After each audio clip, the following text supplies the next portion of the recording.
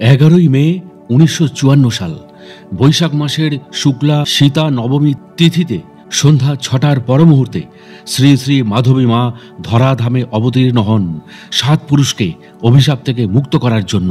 তাঁরা সাধক শ্রী বিপুল কুমার গঙ্গোপাধ্যায় তারাপীঠ মহাপীঠ বইতে শ্রী শ্রী মাধবী মায়ের বর্ণনা করেছেন। মায়ের জন্মবৃত্তান্ত অত্যন্ত অলৌকিক, লীলাময়ীর লীলায় ভরপুর। কি ছিল অলৌকিক অত্যাশ্চর্য সেই সব ঘটনাগুলি জানতে হলে ও এই চ্যানেলে নতুন হলে এখনই সাবস্ক্রাইব করুন আমাদের সাধক অলৌকিক রহস্য ইউটিউব চ্যানেলটিকে। আর এখন দেখছেন সাধক অলৌকিক রহস্য, বাংলা ভাষায় সাধক জীবনের অলৌকিক ঘটনায় সাজানো অডিও ও ভিডিও লাইব্রেরি। আসুন প্রিয় দর্শক ও শ্রোতা, তাহলে এবার শুরু করা যাক। This channel does not promote any violent, harmful or illegal activities. All content provided by this channel is only meant for educational and entertainment purpose only. বংশ পরিচয় না দিলে শ্রী গুরুমায়ের জীবনী অসম্পূর্ণ থেকে যাবে।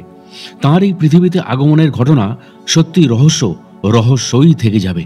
শ্রী শ্রী মা মাধবী মায়ের বংশটি 500 বছরেরও বেশি প্রাচীন। তখন কলকাতার সূচনাও হয়নি। এই বংশের প্রথম পুরুষ মহারাজ বিরিঞ্চি প্রতাপ, তার পুত্র শঙ্কর, পৌত্র কৃষ্ণদাস ছিলেন, যার দ্বারা এই বংশের স্থাপন এবং বিস্তার ইছামতির নদীর তটে হয়েছিল। তিনি তার রাজ সুচারুরূপে চালিয়ে গিয়েছিলেন। এই কারণেই তিনি এই বংশের প্রথম রাজা বলে পরিচিতি পেয়েছিলেন। মহারাজের মা পরম বৈষ্ণবী ছিলেন। রাজভবনের পাশেই মহারাজ নিজের মায়ের জন্য একটি মন্দির নির্মাণ করিয়ে নন্দদুলাল নামে শ্রীকৃষ্ণের মূর্তি স্থাপনা করিয়ে দেন। রাজমাতা কৃষ্ণদাসকে বৈষ্ণব করার চেষ্টা করেছিলেন, কিন্তু কৃষ্ণদাস পরম শাক্ত ছিলেন।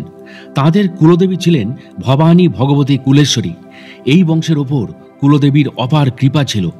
সেই কারণেই রাজ্যের 4টি কোণে 4টি কালী মন্দির এবং কয়েকটি শিবালয় স্থাপন করা হয়েছিল। তার পুত্র ছিলেন শশধর। মহারাজ কৃষ্ণদাস দ্বারা স্থাপিত শ্রী নন্দদুলাল এই বংশে শিশুভাবেই থাকতেন। একবার ইছামতিতে ভয়ঙ্কর বান এলো আর নন্দদুলালের মন্দির মূর্তিসহ ভেসে গেল। পুরোহিত খুব কষ্ট পেলেন এবং কাঁদতে কাঁদতে বললেন, হে নন্দদুলাল, তোমায় ছাড়া আমি আর বাঁচব না। আমার জীবন তোমার সেবা দিয়ে আরম্ভ হয়েছে। আমি চাই তোমার সেবা দিয়েই আমার জীবন সমাপ্ত হোক। শ্রী নন্দদুলাল তার কান্না শুনে মধ্যরাতে স্বপ্ন দিয়ে তাকে বললেন, সুন্দরবনের চারিদিকে জলের মাঝে একটা ছোট্ট টিলার ওপর আমি তোমার অপেক্ষায় আছি। সকাল হতেই পুরোহিত নৌকা নিয়ে তাকে খুঁজতে গেলেন। সেখানে গিয়ে তিনি সত্যিই দেখলেন শ্রী নন্দদুলাল একটা ছোট্ট টিলার ওপর বাঁশি হাতে দাঁড়িয়ে রয়েছেন। পুরোহিত তাড়াতাড়ি তাকে কোলে তুলে নিয়ে চলে এলেন।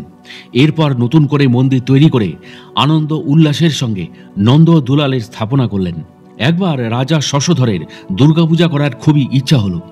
কুলগুরুর সম্মতিতে শরৎকালীন দুর্গাপূজার প্রস্তুতি শুরু করেছিলেন। শুক্লপক্ষের ষষ্ঠী তিথিতে সন্ধ্যাবেলায় ঢাক, নাগরা, সানাইয়ের সুরে বোধন, আমন্ত্রণ এবং অভিষেকের মাধ্যমে পুজো ধুমধাম করে আরম্ভ হয়ে গেল। এই পুজোই ভবিষ্যতে বংশে অভিশাপ অর্থাৎ ধ্বংসের কারণ হয়ে দাঁড়ালো। রাজভবনে খুবই জাঁকজমক সহকারে দুর্গা পূজা চলছে। কুলগুরু স্বয়ং পূজারী ছিলেন। সাধারণত বাংলাদেশে অষ্টমীর দিনে কুমারী পূজার প্রচলন আছে।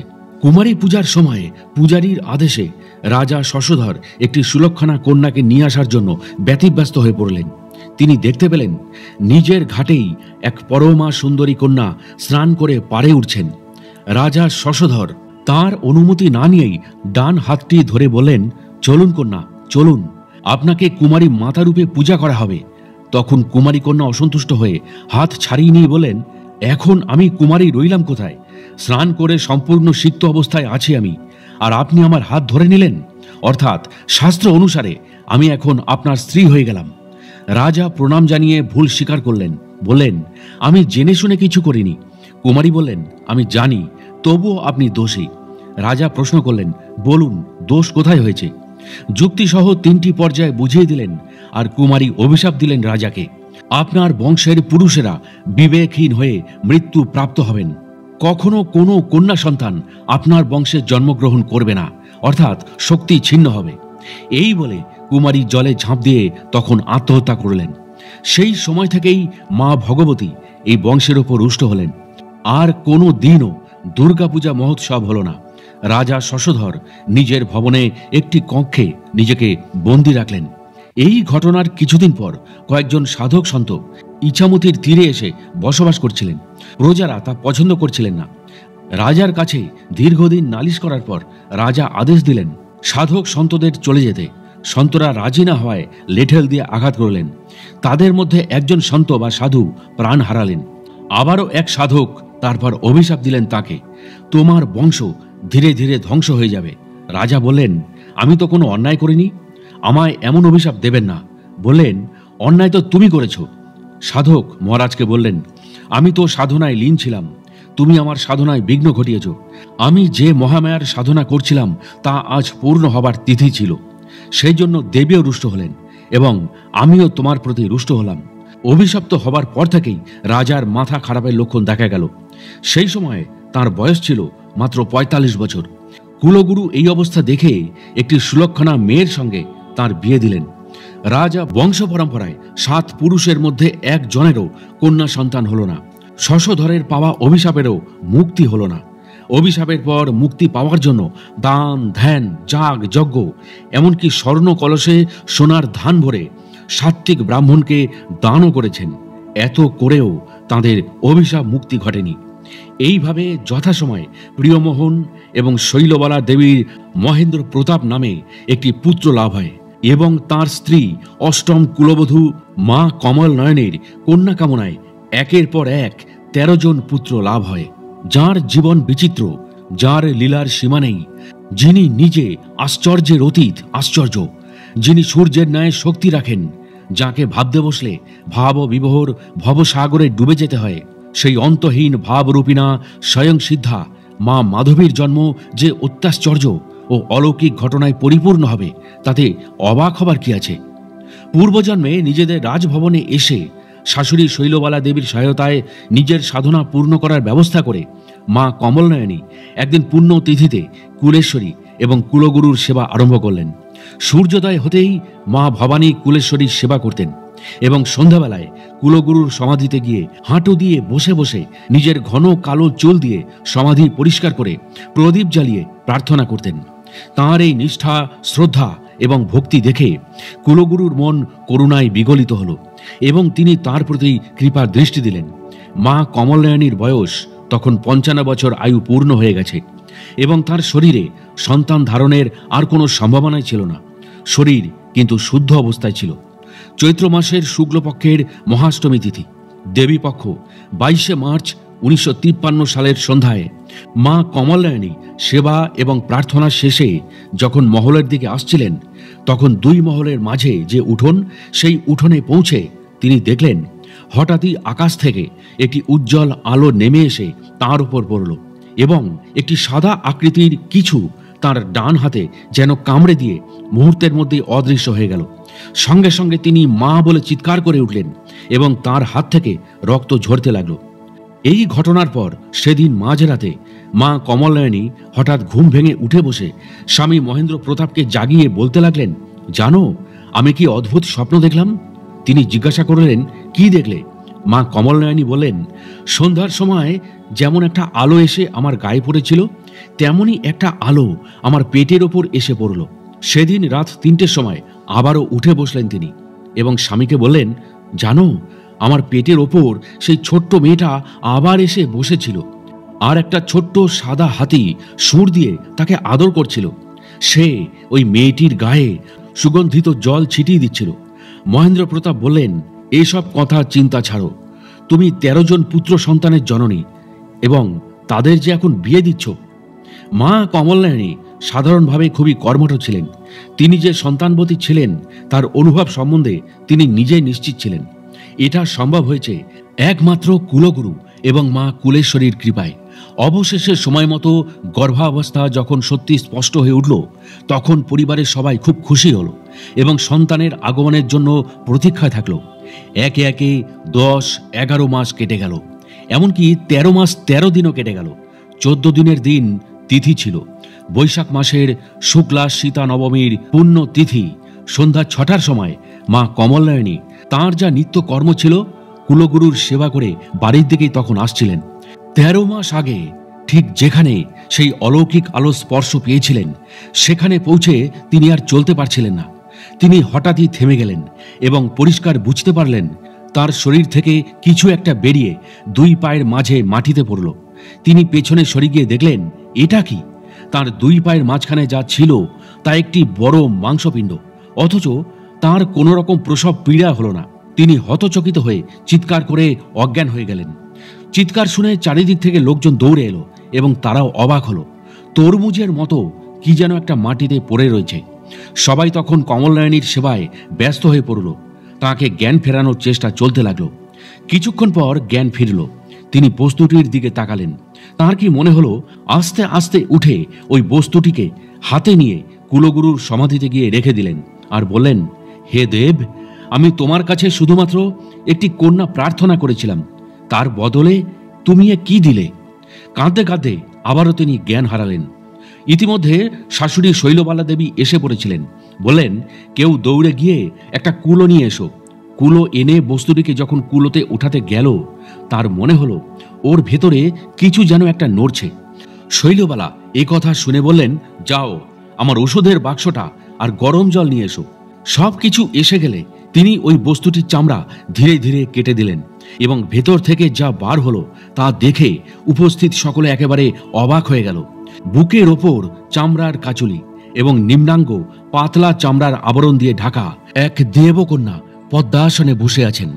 সকলের মন আনন্দে ভরে গেল। এই মেয়ে সাধারণ মেয়ে নয়। 7 পুরুষকে অভিশাপ থেকে মুক্ত করার জন্য অষ্টম কুলবধূ কমলনয়নী এই দিব্য কন্যাকে নিজের 55 বছর বয়সে ধারণ করে তাকে জন্ম দিলেন। রাজবংশ, এই পৃথিবী এবং আমাদের ওপর তিনি উপহার স্বরূপ এই দিব্য কন্যাকে দিলেন। ছোট থেকেই মা মাধবীর মধ্যে ঈশ্বর চিন্তা ও তার ভাব ও ভক্তির প্রচুর প্রকাশ ছিল।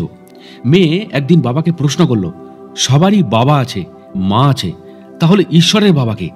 এই কথা শুনে তিনি বিস্ময়ে অবাক হলেন। একদিন ভরত মহারাজ মা মাধবীকে দেখে বললেন, এ একদিন বিরাট বড় হবে, সংসার ধর্ম ত্যাগ করবে, একে বেঁধে রাখা যাবে না। মা মাধবী ছোটবেলা থেকেই জনকল্যাণমূলক কাজ করতেন। হঠাৎ তাদের পরিবারের ওপর কালো মেঘের ছায়া ঘনিয়ে এলো। 1 বছরের মধ্যে মা মাধবী 13 ভাইয়ের মধ্যে 12 ভাইকে হারালেন। শোকে তাঁর বাবা ভেঙে নুয়ে পড়লেন। পুত্র শোক সহ্য শক্তির বাইরে চলে যাওয়াতে তিনি পাগল হয়ে গেলেন। এই ভাগ্য বিপর্যয়ের সময় মায়ের বয়স ছিল মাত্র 12 বছর। এই পরিস্থিতিতে পরিবারের চেনা জানা আত্মীয় স্বজনদের মধ্যে সম্পত্তি নিয়ে অশান্তি শুরু হয়ে গেল। দুমুঠো ভাতের জন্য নিষ্ঠুর ও নির্লজ্জ স্বজনেরা তাকে দিয়ে করিয়ে নিয়েছিল ঘরের যাবতীয় কাজ। এইভাবে কেটে যায় 18 মাস। 14 বছর বয়সে বিয়ে হয়ে গেল তাঁর। বিয়েটা হলো একরকম তাড়াহুড়ো করেই। শ্বশুর বাড়িতে এসে এক ভিন্ন পরিবেশের মধ্যে পড়লেন মা মাধবী। শুধু কষ্ট, নির্যাতন, লাঞ্ছনা, এর মধ্যেই দিন কাটতে লাগলো তাঁর। অদ্ভুত পরমেশ্বরীর লীলা। মা চিন্তা করলেন, ভালো সময় কখনো উৎপন্ন হয় না, ভালো সময় ভালো কাজ দিয়ে তৈরি করতে হয়। নতুন দিল্লিতে স্বামীর সঙ্গে বসবাস করতে এসে দিব্যরূপের দর্শন পেলেন তার পথ প্রদর্শক, জীবনের দর্শন ও পরম বন্ধু গুরু, পরম পূজনীয় বড় বাবার। সেদিনটি ছিল 1970 সালের 23শে মার্চ। তাঁর জীবনের নতুন অধ্যায় শুরু হলো। স্বয়ং সিদ্ধার্থ তিনি ছিলেনই, তার সঙ্গে যুক্ত হলো গুরুর কৃপা। গুরুদেব মায়ের নতুন নামকরণ করলেন। সেই নামের প্রথম অক্ষর মা তিনি দেন। আর এক গুরু বড় বাবার 2 শিষ্যের প্রথম শিষ্য বললেন, তুমি ধরিত্রী স্বরূপা, এর থেকে পরের শব্দ ধ। আরও এক গুরু বড় বাবার দ্বিতীয় শিষ্য বললেন, তুমি তো বিশ্বের মা, এর থেকে বি শব্দটি নেওয়া হলো। এই 3টি শব্দ মিলে সৃষ্টি হলো মাধবী। শ্রী বাবা মহারাজ বলেছেন, যুগ যুগ ধরে চলে আসা সূর্যমণ্ডলের জ্ঞানগঞ্জের পরম্পরার দিব্য 41 জন পুরুষ গুরুর ধারায় এই কলিযুগে সর্বসম্মতিতে শ্রী মাকে তাঁরা নিজেদের বংশধর বলে ঘোষিত করছেন। অর্থাৎ তাঁরা নিজেদের ধারায় শ্রী মাধবী মাকে এক করে নিয়েছিলেন। শ্রী মাধবী মা বলেছিলেন, 5000 বছর আগে ঋষি ক্রোধানন্দজি জগৎ কল্যাণের জন্য যে সংকল্প নিয়েছিলেন তার থেকে তিনি এতদিনে মুক্ত হলেন। জ্ঞানগঞ্জের এই কাজ এভাবে এত উল্লাস ও আনন্দের সঙ্গে পরিপূর্ণ করলাম। গুরুমণ্ডলীর করুণাময় কৃপা বর্ষণে সত্যিই সনাতন। 2004 সালের 10ই মার্চ সন্ধেবেলায় শ্রীমা মাধবী বিছানায় চোখ বুজে শুয়ে আছেন। কিছুক্ষণের মধ্যেই স্বামীজি ভাই শ্রীমায়ের মুখের কাছে কান রাখলেন। শ্রীমা আদেশের মতো করে বললেন, মৃত্যুঞ্জয় যজ্ঞে বসো। হঠাৎ সকলের মধ্যে তৎপরতা বেড়ে গেল। শ্রী মাধবী মা খুব আস্তে আস্তে বললেন, পীর বাবারা 4 জন, শ্রী কৈলাসপতি বাবা, সাঁই বাবা এবং আরো কয়েকজন সকাল থেকে আমাকে ঘিরে রয়েছেন। আমি যাবার জন্য প্রস্তুত। যাই হোক, মৃত্যুঞ্জয় যজ্ঞের পর সব বিপদ সেদিন কেটে গেল। মাধবী মা বলেছিলেন, আমার স্তর অনেক উঁচুতে, এত উঁচুতে যে তোমরা ধারণা করতে পারবে না। এমনকি জ্ঞানগঞ্জের গুরুদেবেরও আমার ভবিষ্যৎ নির্ধারণ করার অধিকার নেই। সেখানে আমার 9 জন শক্তি আছেন। তারা ব্রহ্মাণ্ডের বিভিন্ন 9 দিকের সৃষ্টি পরিচালনা করছেন। জ্ঞানগঞ্জের এক একটি স্তরে 12 জন করে গুরু আছেন। সেখানকার সবকিছুর বিধি ব্যবস্থা 12 জন করেন। তারা এক একটি সূর্যমণ্ডলকে পরিচালনা করেন। তারা যদি মনে করেন আমার এই পৃথিবীতে জগৎ কল্যাণের জন্য থাকা দরকার, তবে আমি থাকব, নইলে আমায় চলে যেতে হবে। আমার অন্য 9 জন শক্তির মধ্যে নীল পাহাড়ে মায়াঙ্কে একজন থাকেন, তিনি ওখানকার অধিষ্ঠাত্রী। পূজ্যপাদ শ্রী শ্রী শঙ্কর খেপা শ্রী তারাপীঠ মহাপীঠ থেকে মাধবী মায়ের নির্দেশে শুকচর ধামে শ্রী শ্রী বীরেন্দ্রচন্দ্র চক্রবর্তীর কাছে যান। শ্রী শ্রী বাবা মহারাজ শঙ্কর খেপা মায়ের আদুরে সন্তান ছিলেন। তিনি শ্রী শ্রী বীরেন্দ্রচন্দ্র চক্রবর্তীকে বললেন, আপনি পূর্ণ ব্রহ্ম, আপনি জন্মসিদ্ধ ঠাকুর, আমি মাতৃ সাধক, তারা আমার মা। আপনি আমাকে মাতৃরূপে আপনার অস্তিত্বের পরিচয় দিন। হঠাৎ সেই অমৃতময় কথা শুনে শ্রী বীরেন্দ্রচন্দ্র চক্রবর্তী মাতৃস্তন তাকে দেখালেন। তিনি শিশুর মতো দুগ্ধ পান করলেন। তৃপ্ত হয়ে চলে এলেন তারাপীঠে। শঙ্কর খেপার জন্ম ইংরাজি 1884 সালের মোহরাত্রির 8ম দিনে রোহিণী নক্ষত্রে লাল মাটির পথ ধরে বীরভূমের কবিচন্দ্রপুরে এক আনন্দ প্রকাশ শিশুরূপে জন্ম নিয়ে বীরভূমের মাটিকে তিনি ধন্য করে দিয়েছিলেন। এই চৈতন্য প্রকাশ শিশুর মাতৃগর্ভকে চিদানন্দ করে ব্রহ্মময়ী তারামা মহা জ্ঞানেশ্বরকে জন্ম দিলেন। পিতৃহারা সন্তান মাত্র 2.5 বছর বয়সে শিশু শঙ্কর মাকে হারালেন। মায়ের সদ্গতির জন্য শিশুকে শ্মশানে নিয়ে যাওয়া হলো। সেই দিন ভয়ঙ্কর দুর্যোগ ছিল। মায়ের মুখাগ্নির পরই ঘনঘোর বর্ষা শুরু হয়ে গেল। শ্মশানে যারা এসেছিল সেদিন ছোট্ট শঙ্করকে তারা ভুলে ফেলে রেখে চলে গেল। ক্ষুধা তৃষ্ণায় ব্যাকুল শিশুর কান্নায় বিচলিত হয়ে স্বয়ং জগৎ জননী তারামা মধ্য হতে প্রকট হয়ে শিশু শঙ্করকে কোলে তুলে নিলেন। কাতর শিশু নিজের মা ভেবে তার স্তন্য পান করলেন এবং শান্ত হয়ে গেলেন। শঙ্কর বাবা টাকা পয়সা চিনতেন না। কেউ দিলে তা পান ও বিড়ির দোকানে দিয়ে দিতেন। বদলে 2-1টি বিড়ি ধরিয়ে টানতে টানতে চলে যেতেন। বাবার নেশা বলতে বিড়ি আর চা। বিড়ির শেষটুকু ফেলে দিলে অন্যেরা নিয়ে টানতেই তাদের দেহের রোগ ভালো হয়ে যেত। চায়ের উচ্ছিষ্ট কেউ খেলে তার রোগও সেরে যেত। তার অপার মহিমার কথা তারাপীঠের কোনো পাণ্ডারাও কিন্তু তখনও জানতেন না। ভারতীয় সাধনার অন্যতম প্রাণকেন্দ্র এই ভারতভূমি। এই জন্যেই একজন ব্রহ্মর্ষি সাধু বাবা, যার নাম শ্রী শ্রী অরবিন্দ অবধূত মহারাজ, যাকে লেখক দেবদীপ এবং অন্যান্যরা আশ্চর্য সাধু বাবা বলে একসময় আখ্যা দিয়েছিলেন, তার সাথে কখন কিভাবে দেখা করা যায় সেই চেষ্টাই একসময় করেছিলেন প্রখ্যাত লেখক দেবদূত। লেখক দেবদূত শ্রী অরবিন্দ অবধূত মহারাজের ঠিকানা একসময় পেয়ে গেলেন এবং তার সাথে সাক্ষাতের জন্য ব্যাকুল হয়ে উঠলেন। 2017 সালের 22শে ফেব্রুয়ারি তারিখে নিউ কোচবিহার স্টেশন থেকে হাওড়া পৌঁছই। রাত 9:30টায় ট্রেন ছাড়বে ওড়িশার পথে।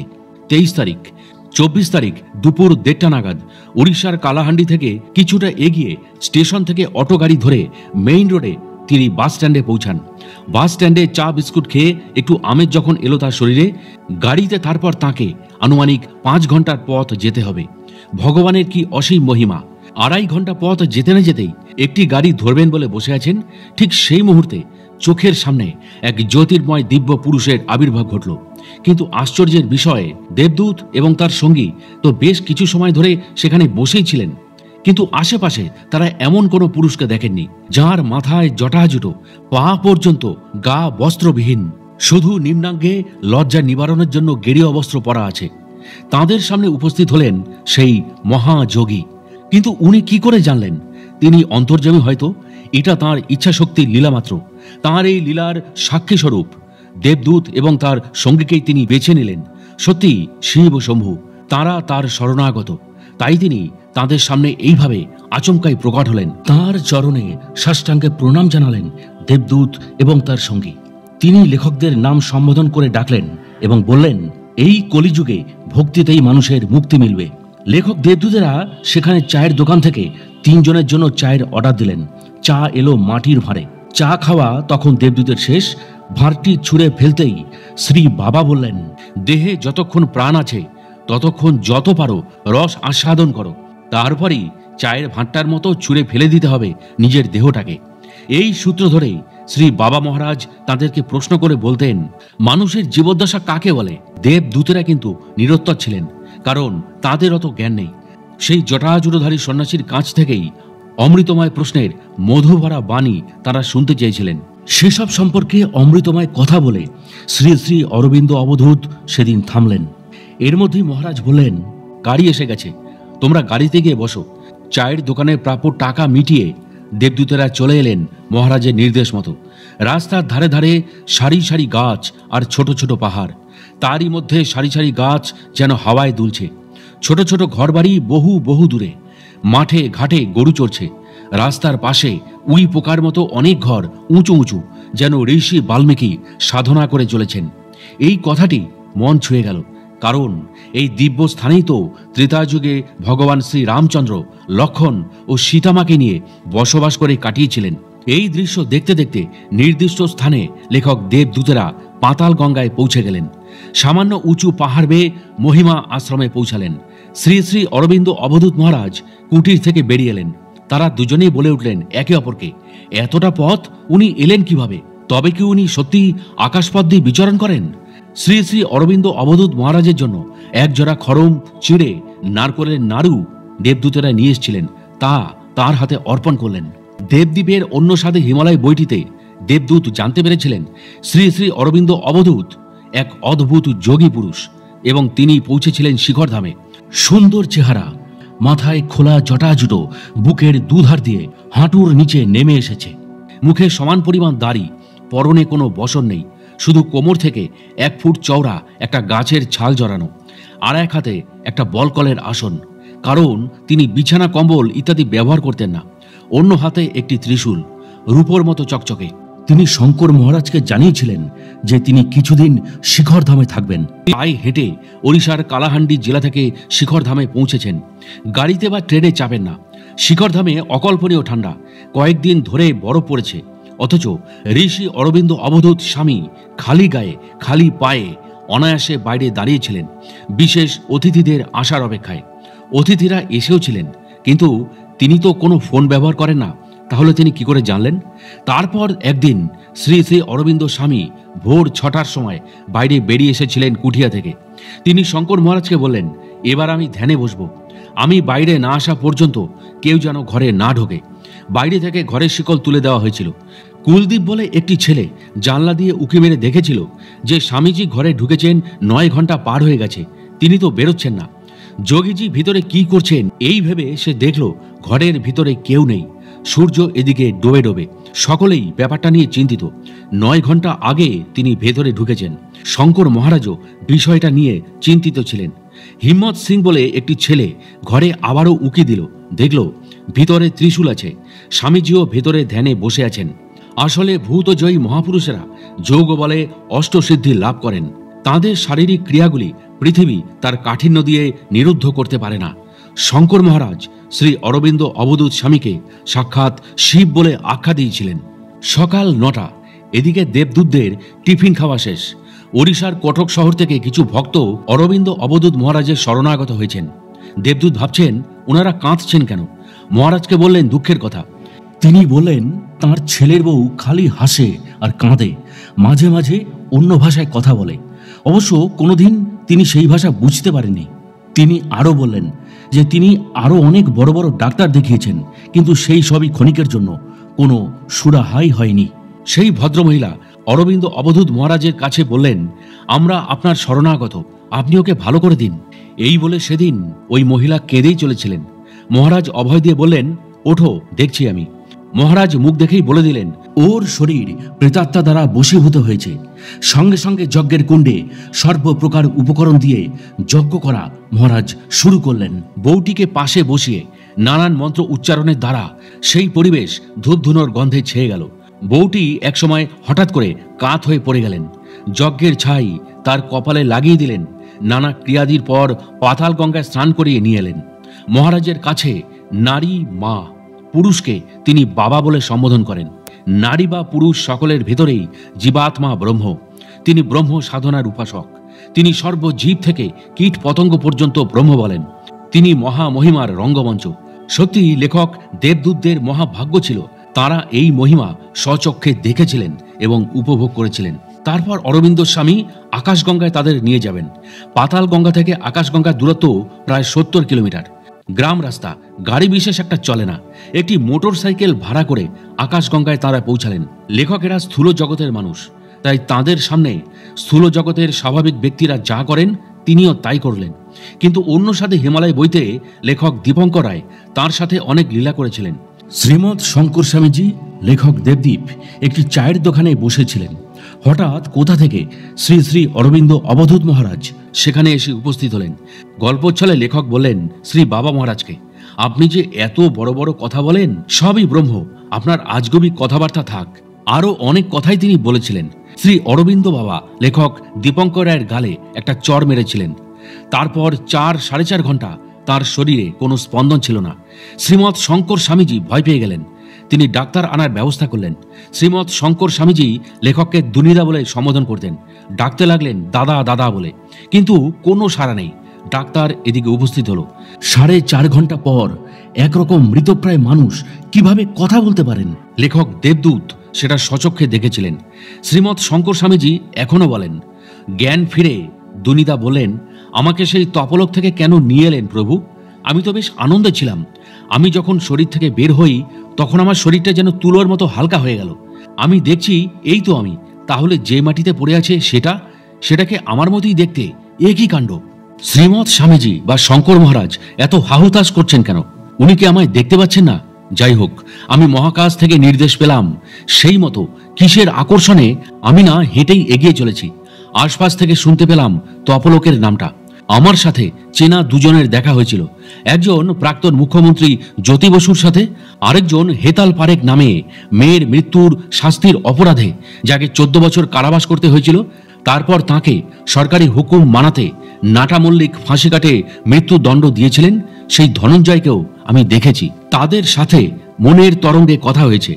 12 বছর জ্যোতি বসুর স্বর্গবাস, তার মধ্যে তো কয়েকটা বছর কেটেই গেল। ঘুরতে এত ভালো লাগছিল যে ফিরে আসতে ইচ্ছে করেনি। আবার ফাঁকার মধ্যে নির্দেশ পেলাম, হয়েছে। আমি কেন ব্রহ্ম বলি? পেলি তো প্রমাণ। এখন বিশ্বাস হলো সবই ব্রহ্ম, সবই ফাঁকা। এবার চলে আয়। কিসের আকর্ষণ আমাকে নিচে নামিয়ে নিয়ে এলো। আমার গভীর ঘুম ভেঙে গেল। দেখি শ্রীমৎ শঙ্কর স্বামীজি হতবাক হয়ে আমার দিকে তাকিয়ে রয়েছেন। আমি চটপট উঠে পড়ে শ্রী শ্রী অরবিন্দ অবধূত মহারাজের শ্রী পাদপদ্মে চোখের জল ফেলে খুশিতে অন্তর ক্রন্দনে ভাসিয়ে দিলাম। দুঃখের বিষয়, তার এই তপলক পরিদর্শন করার পর পৃথিবীলোক থেকে অতি শীঘ্রই দনিদা বিদায় নিয়ে চলে গেছিলেন। আসলে সুন্দর স্বর্গলোকের ধ্যানে মগ্ন থাকতেন সদা সর্বদা। কর্মগুণেও তিনি আজ পূর্ণ। শ্রী শ্রী বাবা মহারাজ অর্থাৎ অরবিন্দ অবধূত আকাশগঙ্গায় তাদের ঘুরিয়ে ফিরিয়ে দেখাচ্ছেন। মহারাজ বললেন, দেখ আমার দিকে। এইভাবে আকাশের দিকে হাত পাত। লেখক দেবদূতেরা তাই করলেন। দেখলেন আকাশ থেকে গঙ্গা পড়ল, চরণামৃত সম তারা খেয়ে ফেললেন। লেখক দেবদূতের সঙ্গী সুকুমার ভাইয়ের কি হলো তাকে জিজ্ঞাসা করলেন। তিনি বললেন তিনিও তাই পেয়েছেন। এরপর অরবিন্দ অবধূত লেখক দেবদূতদের নিয়ে এলেন পরশুরাম কুণ্ডে। গুরু মহারাজের নির্দেশ, পরশুরাম কুণ্ডে স্নান করতেই হবে। লেখকেরা দুজনেই তাঁর আদেশ শিরোধার্য করলেন। শ্রী শ্রী বাবাও স্নান করলেন। বাবাকে জড়িয়ে ধরে মহানন্দে দেবদূত স্নান করে নিলেন। অবশ্য সুকুমার ভাই তখনও কুণ্ডে নামেননি। দেবদূত ওকে বললেন, তুমি ছবি তোলো। সুকুমার ছবি তুলল। তারা স্নান করে উপরে উঠে এলেন। সুকুমারও স্নানে নামল। মত্ত হয়ে সুকুমার স্নান সেরে ফেলল। বলল, দাদা, কোনোদিন ভাবতে পারিনি এই স্বর্গীয় স্থানের দর্শন ও স্পর্শন করতে পারবো। এত আনন্দ যে ধরে রাখতে পারছি না। আগের জন্মে হয়তো কিছু পুণ্য করেছিলাম। দিনের পর রাত, জন্মের পর মৃত্যু, আসার পর যাওয়া, এটা আমাদের প্রত্যেকের জীবনে। লেখক দেবদূত ও সুকুমার ভাইয়ের এবার যাবার দিন চলে এলো।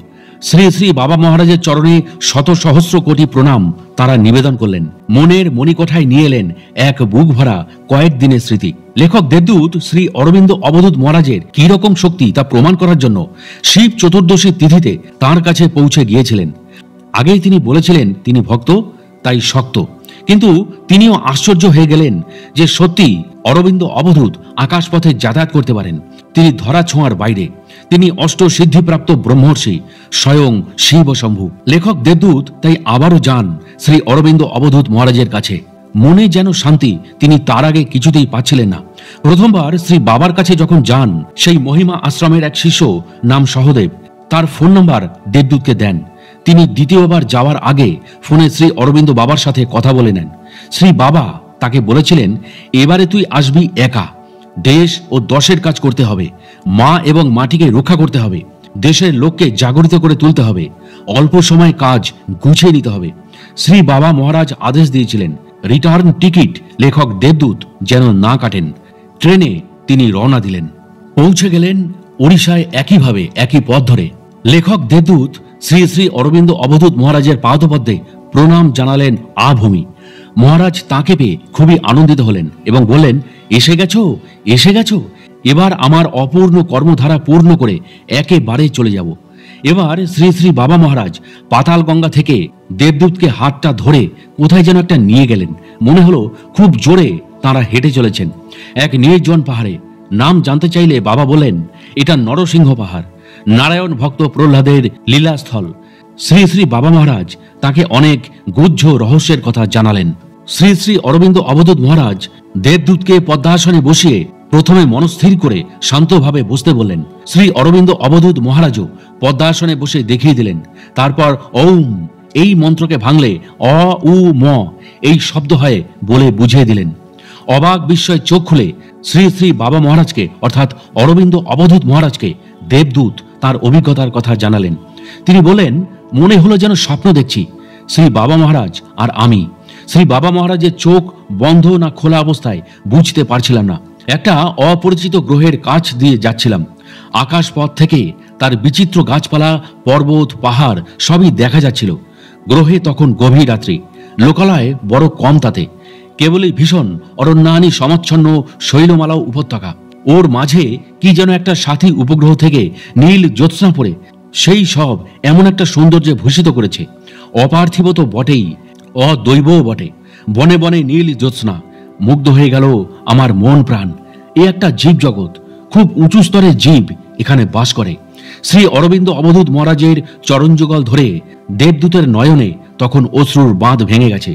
নরসিংহ পর্বতে কোনো এক ঝর্ণাধারায় নিয়ে এলেন শ্রী বাবা অরবিন্দ অবধূত। তারা দুজনে স্নান করলেন আনন্দে। আনন্দে দেবদূতের মন প্রাণ নেচে উঠেছিল। মনে হচ্ছিল স্বর্গলোকের কথা। ঘড়িতে তখন সকাল 6টা। শ্রী অরবিন্দ অবধূত মহারাজ দেবদূতের হাতে গেরুয়া বস্ত্র দান করলেন। আদেশ দিলেন এই বস্ত্র পরতে। গেরুয়া শরীরের অর্জিত তাপ শক্তিকে ধরে রেখে বাইরে বেরোতে দেয় না। গেরুয়া ত্যাগের প্রতীক। গৃহীরাও ধারণ করতে পারে। মন প্রাণ সুন্দর সুশীল হয়। চারা গাছ লাগালে গরু ছাগল যাতে নষ্ট না করে সেই জন্য বেড়া দেওয়া হয়। মানুষের দেহ মনকে কাম, ক্রোধ, লোভ, মদ, মোহ, মাৎসর্য যাতে বিনষ্ট করতে না পারে, আত্মার উন্নতির জন্যই এই গেরুয়া বস্ত্র পরা উচিত। নরসিংহ পাহাড় শ্রী শ্রী অরবিন্দ অবধূত মহারাজের হাত ধরে চলে এলেন লেখক দেবদূত পাতাল গঙ্গায়। সেখানকার আশ্রমবাসীদের তিনি ছবি তুলে নিলেন নিজের কাছে রাখবেন বলে। তাদের সাথে গল্পচ্ছলে উঠে এলো এক প্রশ্ন। দেবদূত বললেন, পাতাল গঙ্গা থেকে নরসিংহ পাহাড়ের দূরত্ব কতখানি? উত্তরে বললেন, প্রায় 4 ঘন্টার পথ। দেবদূত অবাক বিস্ময় নিরুত্তর।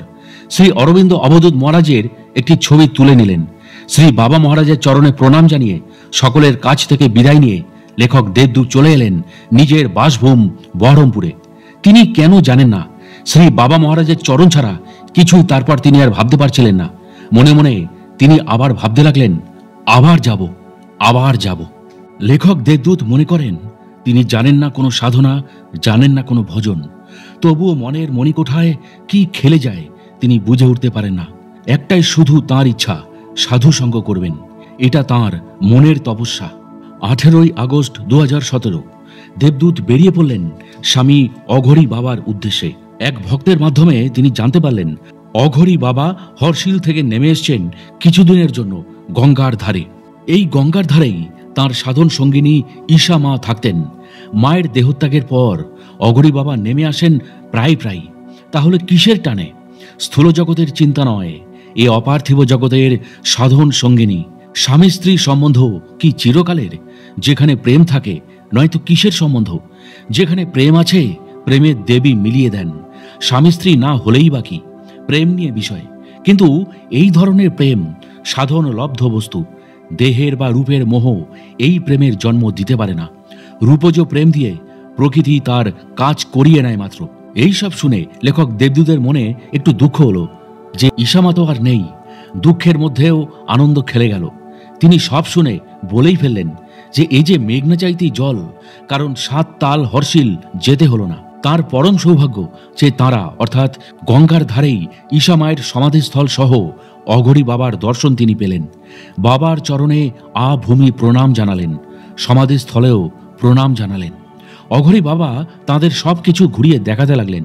তারপর বললেন, ওই যে দেখছো সমাধিস্থল, তার পাশেই আমি জায়গা করে রেখেছি। আমার দেহত্যাগ করার পর এখানে আমাকে যেন সমাধি দেওয়া হয়।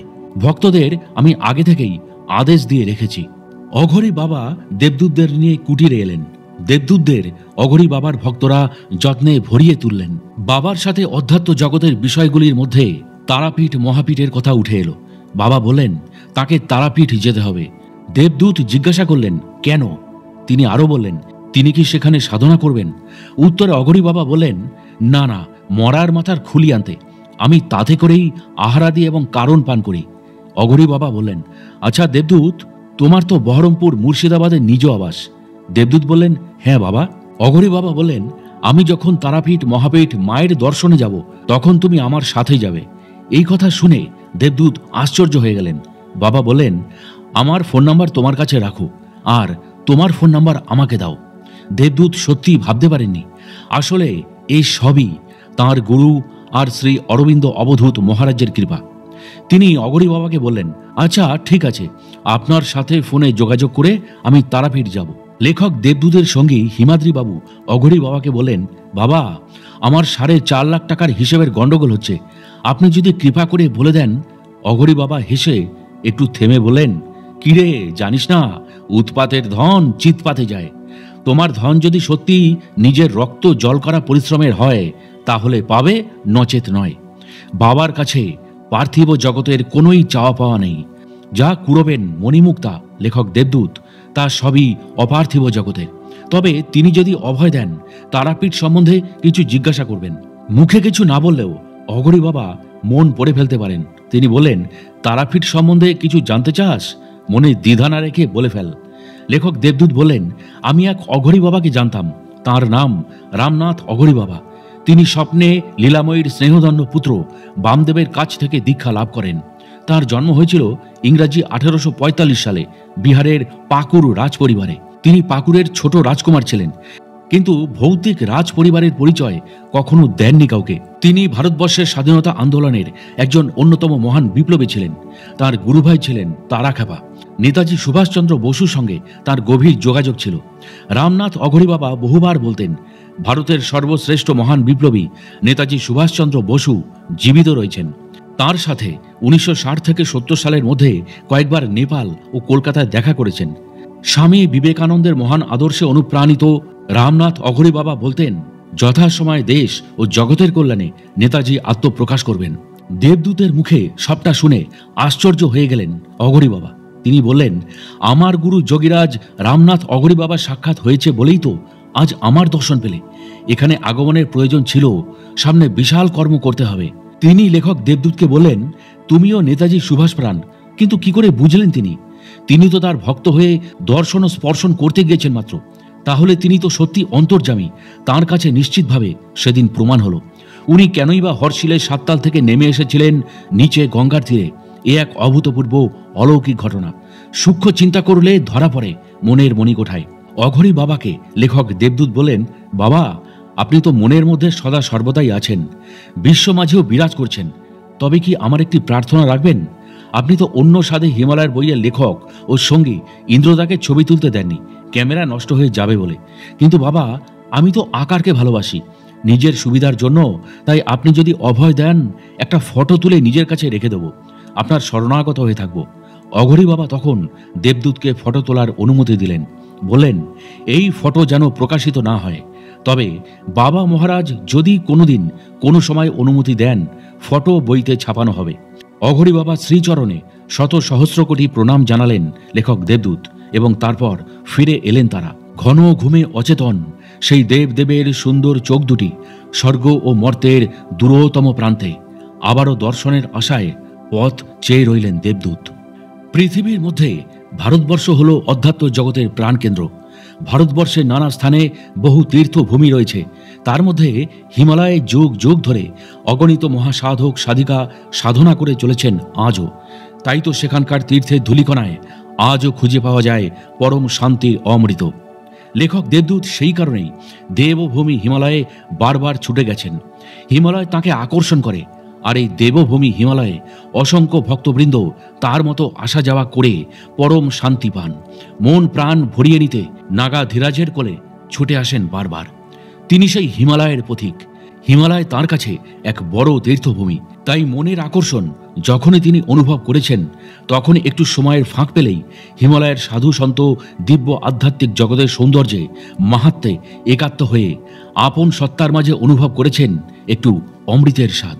প্রতিবারের মতো এবারও সময় করে নিয়েছেন হিমালয়ের পথে বিচরণের। তিনি শঙ্কর মহারাজকে ফোন করে জানিয়ে দিয়েছেন এইবার তাঁরা সঙ্গী দুজন। 11ই আগস্ট 2017 টিকিট কেটে রওনা হলেন। পথ চলার ক্লান্তি নিয়ে হরিদ্বার পৌঁছালেন। হরিদ্বারে ক্লান্তি দূর করার জন্য জাগতিক চিরবন্ধু চায়ের দোকানে তিনি বসলেন। তাঁরা দুজন চা খেলেন, টাকা দিয়ে দিলেন দোকানের মালিককে। এবার যাত্রার দিকে পা বাড়ালেন। পুরুষ মানুষ, পোশাক তেমন না হলেও তো একেবারে কম হয় না। বস্ত্রের আবরণে তাদের পথ চলতে হয়। অটো রিজার্ভ করে সন্ত হরিধামে পৌঁছালেন। এবার সন্ত হরিধামে এসে স্বস্তি পেলেন। স্নান সেরে নিলেন সকলে। সন্ত হরিধামে রাতের প্রসাদ খেয়ে ঘুমিয়ে পড়লেন। এক রাত্রি তারা সন্ত হরিধামে কাটালেন, কারণ যত তাড়াতাড়ি বারনাবত শিখরধাম যাওয়া যায় ততই ঠিকমতো ঘুরে আবার ফিরে আসতে পারবেন। লেখক দেবদূত সকাল 7টার বাস ধরবেন বলে ভোরবেলায় উঠে হাত মুখ ধুয়ে তৈরি হয়ে নিলেন। দোতলা থেকে নেমে সামনে কৃষ্ণ মন্দির, সেখানে দেবতার চরণে প্রণাম জানিয়ে বেরিয়ে পড়লেন। কিছুটা হাঁটা পথ এগিয়ে বাস স্ট্যান্ড। বাসে উঠলেন তাঁরা। যাত্রীও ভরে গেল। বাস ছাড়ল সকাল 7:30টায়। 2 ঘন্টা 30 মিনিটে উত্তরকাশী পৌঁছালেন। দেবী শর্মা অর্থাৎ গাড়ির চালক, ওর ফোনে লেখক ফোন করলেন, জানিয়ে দিলেন তাঁরা পৌঁছে গেছেন উত্তরকাশী এবং তিনি যেন এসে নিয়ে যান। দেবী শর্মা শ্রীমৎ শঙ্কর স্বামীর ভক্ত শিষ্য, সে তাঁদের পৌঁছে দিল। হিমালয় শিখরধাম অনেকটা দূর, অনেকটা উঁচু, সেখান থেকে যাতায়াত করা খুবই কঠিন। তাই উত্তরকাশী থেকে খাদ্য সামগ্রী কিছু কিনে নিয়েছিলেন। এরপর পাহাড়ের আঁকা বাঁকা পথ ধরে চলতে লাগলেন। ITBP camp. শঙ্কর মহারাজ আগে থেকেই ফোন করে জানিয়ে রেখেছিলেন কমিশনারকে। গেট খুলে দিলেন। লেখক দেবদূতেরা ক্যাম্প হয়ে 1.5 কিলোমিটার পথ ভেঙে শ্রীমৎ শঙ্কর মহারাজের আশ্রমে পৌঁছালেন। মনোকামেশ্বর শিবের কৃপায় পাহাড়ে উঠলেন তারা। শঙ্কর মহারাজের চরণে প্রণাম জানিয়ে তারা বিশ্রাম নিলেন। মহারাজ তাদের জন্য চা বানালেন, তাদেরও খেতে দিলেন, নিজেও খেলেন। রাত্রি হলো। আকাশের তারাগুলো তাদের দিকে যেন চেয়ে রইল। তাঁরাও রাতের খোলা আকাশের দিকে চেয়েছিলেন অপূর্ব অপলক নয়নে। তারপর কুঠিয়ায় ঢুকে কম্বল মুড়ি দিয়ে নিদ্রাদেবীর কোলে ঢলে পড়লেন। এরপর 2017 সালের 14ই আগস্ট জন্মাষ্টমীর তিথিতে পুজোর উপকরণ নিয়ে একই পথ ধরে মহাতপা গুহায় কৃষ্ণমূর্তির পূজা করবেন বলে তারা এগিয়ে চললেন চড়াই উতরাই পথে। দেবদূতের তো পাহাড়ি পথে হাঁটার অভ্যেস আছে, কিন্তু তার সঙ্গীদের নেই। অতি কষ্টে পৌঁছালেন সকলে মহাতপা বিলে। চাবি নিয়ে এসেছিলেন মহারাজের কাছ থেকে। ফটক খুলে গুহার ভিতরে প্রবেশ করলেন। সঙ্গের সকল উপকরণ দিয়ে পুজো দিলেন শ্রীকৃষ্ণের পাদপদ্মে। এক ভক্ত রূপোর বাঁশি দান করেছেন শ্রী ভগবান কৃষ্ণের হাতে দেওয়ার জন্য, কিন্তু ভগবানের হাতে তা বড় হলো। ভগবানকে মানুষ কিছুই দান করতে পারে না, শুধু তার দানেই আমরা চলি। পুজো সেরে একই পথ ধরে চলে এলেন আশ্রম শিখরধামে। শঙ্কর মহারাজ তাদের কাছে মুঠো মুঠো হাসি ছড়িয়ে দিয়ে যান। আবৃত্তি গল্পের মাধ্যমে আলোচনা করেন। প্রশ্ন ও উত্তরের মাধ্যমে দীর্ঘক্ষণ চলল আলোচনা। শঙ্কর মহারাজ বলেন, গোমুখ গঙ্গোত্রী ঘুরে যান, কেমন করে যেতে হবে সব তিনি তখন বলে দিলেন। এরপর লেখক দেবদূতেরা আবার নিচে নেমে এলেন। 4000 টাকার কন্ট্রাক্ট করে তিনি ও তার সঙ্গী আরও 2 জন ভক্ত, এই 4 জন মিলে রওনা দিলেন। ITBP ক্যাম্পে পৌঁছালেন। দেবী শর্মাকে ফোন করে দিলেন। গাড়ি নিয়ে তাদের সামনে এসে হাজির। এঁকে বেঁকে পথ চলতে লাগলো। দুপুর তখন প্রায় 12টা থেকে 1টার মধ্যে। পৌঁছালেন গঙ্গোত্রী। সেখানে গিয়ে দেখলেন গঙ্গা দেবীর মূর্তি। মন্দিরে পুজো করলেন গঙ্গা জল দিয়ে। গঙ্গা জলেই গঙ্গা পুজো। পুজো সেরে প্রণাম করলেন গঙ্গা দেবীর চরণে। মনে মনে বললেন, মা গো, তুমি সর্ব অভীষ্ট পূরণ করেছ, আরও একটি আশা পূর্ণ করে দাও আমার। বাঙালি ব্রহ্মানন্দ গিরিমাতার দর্শন করিয়ে দাও। মা গো, তুমি তো জানো আমার মনের ইচ্ছা। লেখক দেবদূতেরা বাঙালি মাতার খোঁজ করতে লাগলেন। আশেপাশে ভক্তদের জিজ্ঞাসা করলেন কেমন করে কোথায় বাঙালি মাতার দর্শন পাবেন। এক সহৃদয় ভক্ত বলেছিলেন সকল বৃত্তান্ত। তারা সেই মতো চলতে লাগলেন। খুঁজে পেলেন মায়ের আশ্রম। আশ্রমের ফটক তখন বন্ধ করা ছিল। এক ভক্ত এসে ফটক খুলে দিলেন। সাদরে সম্বর্ধনা জানালেন করজোরে। তারাও হাত জোর করে তাকে প্রণাম জানালেন। ভক্ত তাদের বসতে দিলেন। বলেন, মা তো এখানে নেই, মা হরিদ্বারে নেমে গেছেন। ঠিকানা এবং ফোন নাম্বার দিলেন। সেই ভক্ত বাঙালি মাকে লেখক দেবদূতদের সামনেই ফোন করলেন এবং তাদের অভীষ্ট পূরণের কথা জানালেন। মা সব শুনলেন। শেষে তিনি অনুমতি দিলেন। লেখক দেবদূতেরা সেখান থেকে বিদায় নিয়ে চলে এলেন। তারপর বাস ধরে নেমে এলেন হরিদ্বারের পথে। সুখী নদীর ধার, পাশেই সন্ত হরিনাম ধাম তারা পৌঁছালেন। আশ্রমের প্রবেশপত্র করে রুম নম্বর 32-এ দোতলায় সিঁড়ি ভেঙে উঠলেন। স্নান সেরে নিলেন তারা। তারপর মাকে ফোন করলেন। বাঙালি মাকে তারা পরিচয় দিলেন। বললেন, মা, আমি তোমার ভক্ত, তোমার চরণধুলি পাওয়ার জন্য ব্যাকুল। মাগো, আপনি তো অন্তর্যামী, সবই জানেন। করুণাময়ী মায়ের করুণা হলো। তার দয়াতেই লেখক দেবদূতেরা পৌঁছালেন আশ্রমে। আশ্রমে এক ভক্ত ফটক খুলে দিলেন। তাদের অভ্যর্থনা জানালেন। একটি ঘরে বসতে দিলেন। বললেন, আপনারা একটু অপেক্ষা করুন, মা জপ করছেন। কিছুক্ষণ পর ভক্ত তাদের চা দিয়ে আপ্যায়ন করলেন। মায়ের জপ করা শেষ হলো। পাশের ঘরে তাদের নিয়ে গেলেন ভক্ত। দেখলেন গেরুয়া বসনাবৃত সুশ্রী বর্ণ, ভালোই উচ্চতা সম্পন্ন, গোলগাল বদন, পদ্মাসনে আসনে বসে আছেন।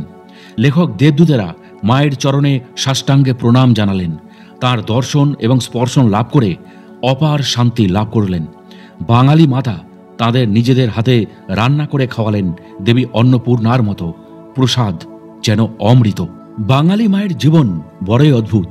তার পিতার নাম রবীন্দ্রনাথ বন্দ্যোপাধ্যায় এবং মায়ের নাম ছিল সুনিতা দেবী। তার আদি নিবাস ছিল গোপালপুর গ্রাম, বর্ধমান। ছোটবেলা থেকেই মায়ের জীবনে দেবী লীলার প্রকাশ হতো। মায়ের মনের ভাব ছিল, আমি সাধিকা হব, তার জন্য কঠিন তপস্যা করব। কিন্তু মায়াময় জগতে কেউ তার সন্তানকে এই পথে দিতে চান না। কিন্তু ঈশ্বরের ইচ্ছা ছাড়া গাছের একটি পাতাও যে নড়ে না। মায়ের মনে সদা সর্বদা চিন্তা খেলত কেমন করে এই পথ তিনি অবলম্বন করবেন। ভক্ত তাদের সাথে এতটুকু কথা বলতে না বলতেই মা ব্রহ্মানন্দ গিরিমাতা চলে এলেন লেখক দেবদূতদের সামনে। তারপর মা বললেন, পূর্বাশ্রমের কথা আলোচনা করতে নেই। লেখক দেবদূত কিন্তু অনুরোধ করলেন, অনুনয় বিনয় করলেন। বললেন, মা গো, আপনি ভেতরের ঐশী কৃপা কিভাবে লাভ করলেন তা শুনে ঈশ্বরের প্রতি অটুট বিশ্বাস জাগ্রত করতে চাই। লোক সমাজে আমি আপনার জীবন কাহিনী বইয়ের মাধ্যমে তুলে ধরতে চাই, পৌঁছে দিতে চাই আপনার জীবনের সত্যের আলোর প্রকাশ। তখন মা বললেন, বেশ, দেখো দেবদূত, আমি প্রচার চাই না। পৃথিবীতে 100 জনের মধ্যে 99 জনই তমগুণ রজগুণ সম্পন্ন ব্যক্তি। তারা বাহ্যিক চাহিদায় প্রভাবিত। তারা পূজা পাঠ করে ঠিকই, নিজেদের সাকাম চিন্তাধারায়, নিজেদের স্বার্থ সিদ্ধির জন্য। কিন্তু তারা এটা বোঝে না যে কেউ কারোর নয়। ভালোবাসায় জড়িয়ে মায়া মমতা মোহে পড়ে আসল বস্তু থেকে নিজেরাই পিছিয়ে পড়ে। ঝগড়া বিবাদ কিসের? সকলকেই তো একদিন চলে যেতে হবে। নিজেদের মূল্যবান জীবন নষ্ট করার কোনো প্রয়োজন আছে কি? সৎভাবে গেলেই তো জীবন সুন্দর, সমাজ সুন্দর, মধুময় হয়ে উঠবে। ব্রহ্মময়ী গিরিমাতা বলেন, শোনো তবে, আমি ছোটবেলা থেকেই এক অলৌকিক দেব পুরুষের দর্শন পেতাম। দিব্য ভাবাপন্ন, মাথায় জটাজুটো, দীর্ঘকায়, জ্যোতি সম্পন্ন, অনেকটা যেন পরশুরামের মতো। আমি সবসময় মনে মনে তাঁর ধ্যান করতাম। আমি তখনই সেই দিব্য পুরুষের দর্শন পেতাম। তিনি আমার অশান্ত মনকে শান্ত করতেন। আমি তার কাছে গিয়েই বলতাম, আমার কোনো কিছুই ভালো লাগে না, ঈশ্বর চিন্তা ছাড়া তুমি আমাকে পথ দেখাও। প্রভু বলতেন, তোর এখনো সময় হয়নি, কারণ তুই তো সংসার ধর্ম এখনো করিসনি। যখন সময় হবে আমি তোকে ডেকে নেব। এইভাবে দিন রাত বছর যেতে লাগলো। আমি আর তার দিব্য দর্শন লাভ করতে পারছিলাম না। তখন আমার বয়স মাত্র 12 বছর। আমার পিতামাতা মাত্র 13 বছর বয়সে আমার বিয়ে দেন। জাগতিক জগতের পতির নাম গণেশচন্দ্র মুখোপাধ্যায়। তিনি পেশায় ডাক্তার ছিলেন। সংসার জীবন আমার বিশেষ একটা ভালো লাগতো না। স্বামী আমাকে পড়াশোনা করানোর জন্য পঞ্চম শ্রেণীতে পাঠ শুরু করিয়ে দিলেন। একের পর এক শ্রেণীতে উত্তীর্ণ হয়ে বিজ্ঞান নিয়ে বিএসসি পাশ করলাম। আমার সংসারে থাকাকালীন দুটি সন্তানের জন্ম হয়। পুত্র পার্থ মুখোপাধ্যায় 8 বছর ও কন্যা অঞ্জনা মুখোপাধ্যায় 6 বছর। এই রকম সংসার নিয়েই আমার নিজের মনে ঝড় উঠতে লাগলো। এইভাবে তিলে তিলে অশান্তি চরমে পৌঁছালো। তার মধ্যে সেই দিব্য জ্যোতি ভাবাপন্ন পুরুষের দর্শন পেতাম না। মনের দুঃখে জ্বালায় যন্ত্রণায় ভারাক্রান্ত মন নিয়ে আমি রেল স্টেশনে চলে আসি নিজের জীবনকে আহুতি দেব বলে। ট্রেন ছুটে আসতে শুরু করলো। তার হুইসেল দিয়ে দুরন্ত থেকে অতি দুরন্ত বেগে আমি প্রাণত্যাগ করব বলে তৈরি। যেই ঝাঁপ দেব অমনি স্বপ্নে দেখা, মাঝে মাঝে স্থূল জগতে দেখা সেই দিব্য জ্যোতি সম্পন্ন পুরুষের আবির্ভাব হলো। ট্রেন চলে গেল, আমি তো বেঁচে গেলাম। সাধু বাবা বললেন, তোর প্রয়োজনীয় সংসার ধর্ম পালন হয়েছে। তুই দুটি সন্তানের জন্ম দিয়েছিস, প্রকৃতির সৃষ্টি বজায় রেখেছিস। তারা দুগ্ধপান করা ছেড়ে দিয়েছে, তারা বড় হয়েছে। তোর আর কোনো প্রয়োজন নেই সংসারে। সংসার বড় ধর্ম তোর সার্থক হয়েছে। তুই যদি আগেই সাধিকা হতিস তাহলে তোকে আবার জন্ম নিতে হতো পরিপূর্ণ হবার জন্য। তুই এখন বাড়ি চলে যা। সকলে যখন ঘুমিয়ে পড়বে আমি তোকে জাগিয়ে দেব। রাত 12টার সময় চলে আসিস ফটকের সামনে, আমি তোকে পথ দেখিয়ে নিয়ে যাব। আমি তখন বাবাকে বললাম, আমি যদি ঘুমিয়ে পড়ি তাহলে তুমি আমাকে ঘুম ভাঙিয়ে ডেকে নিও।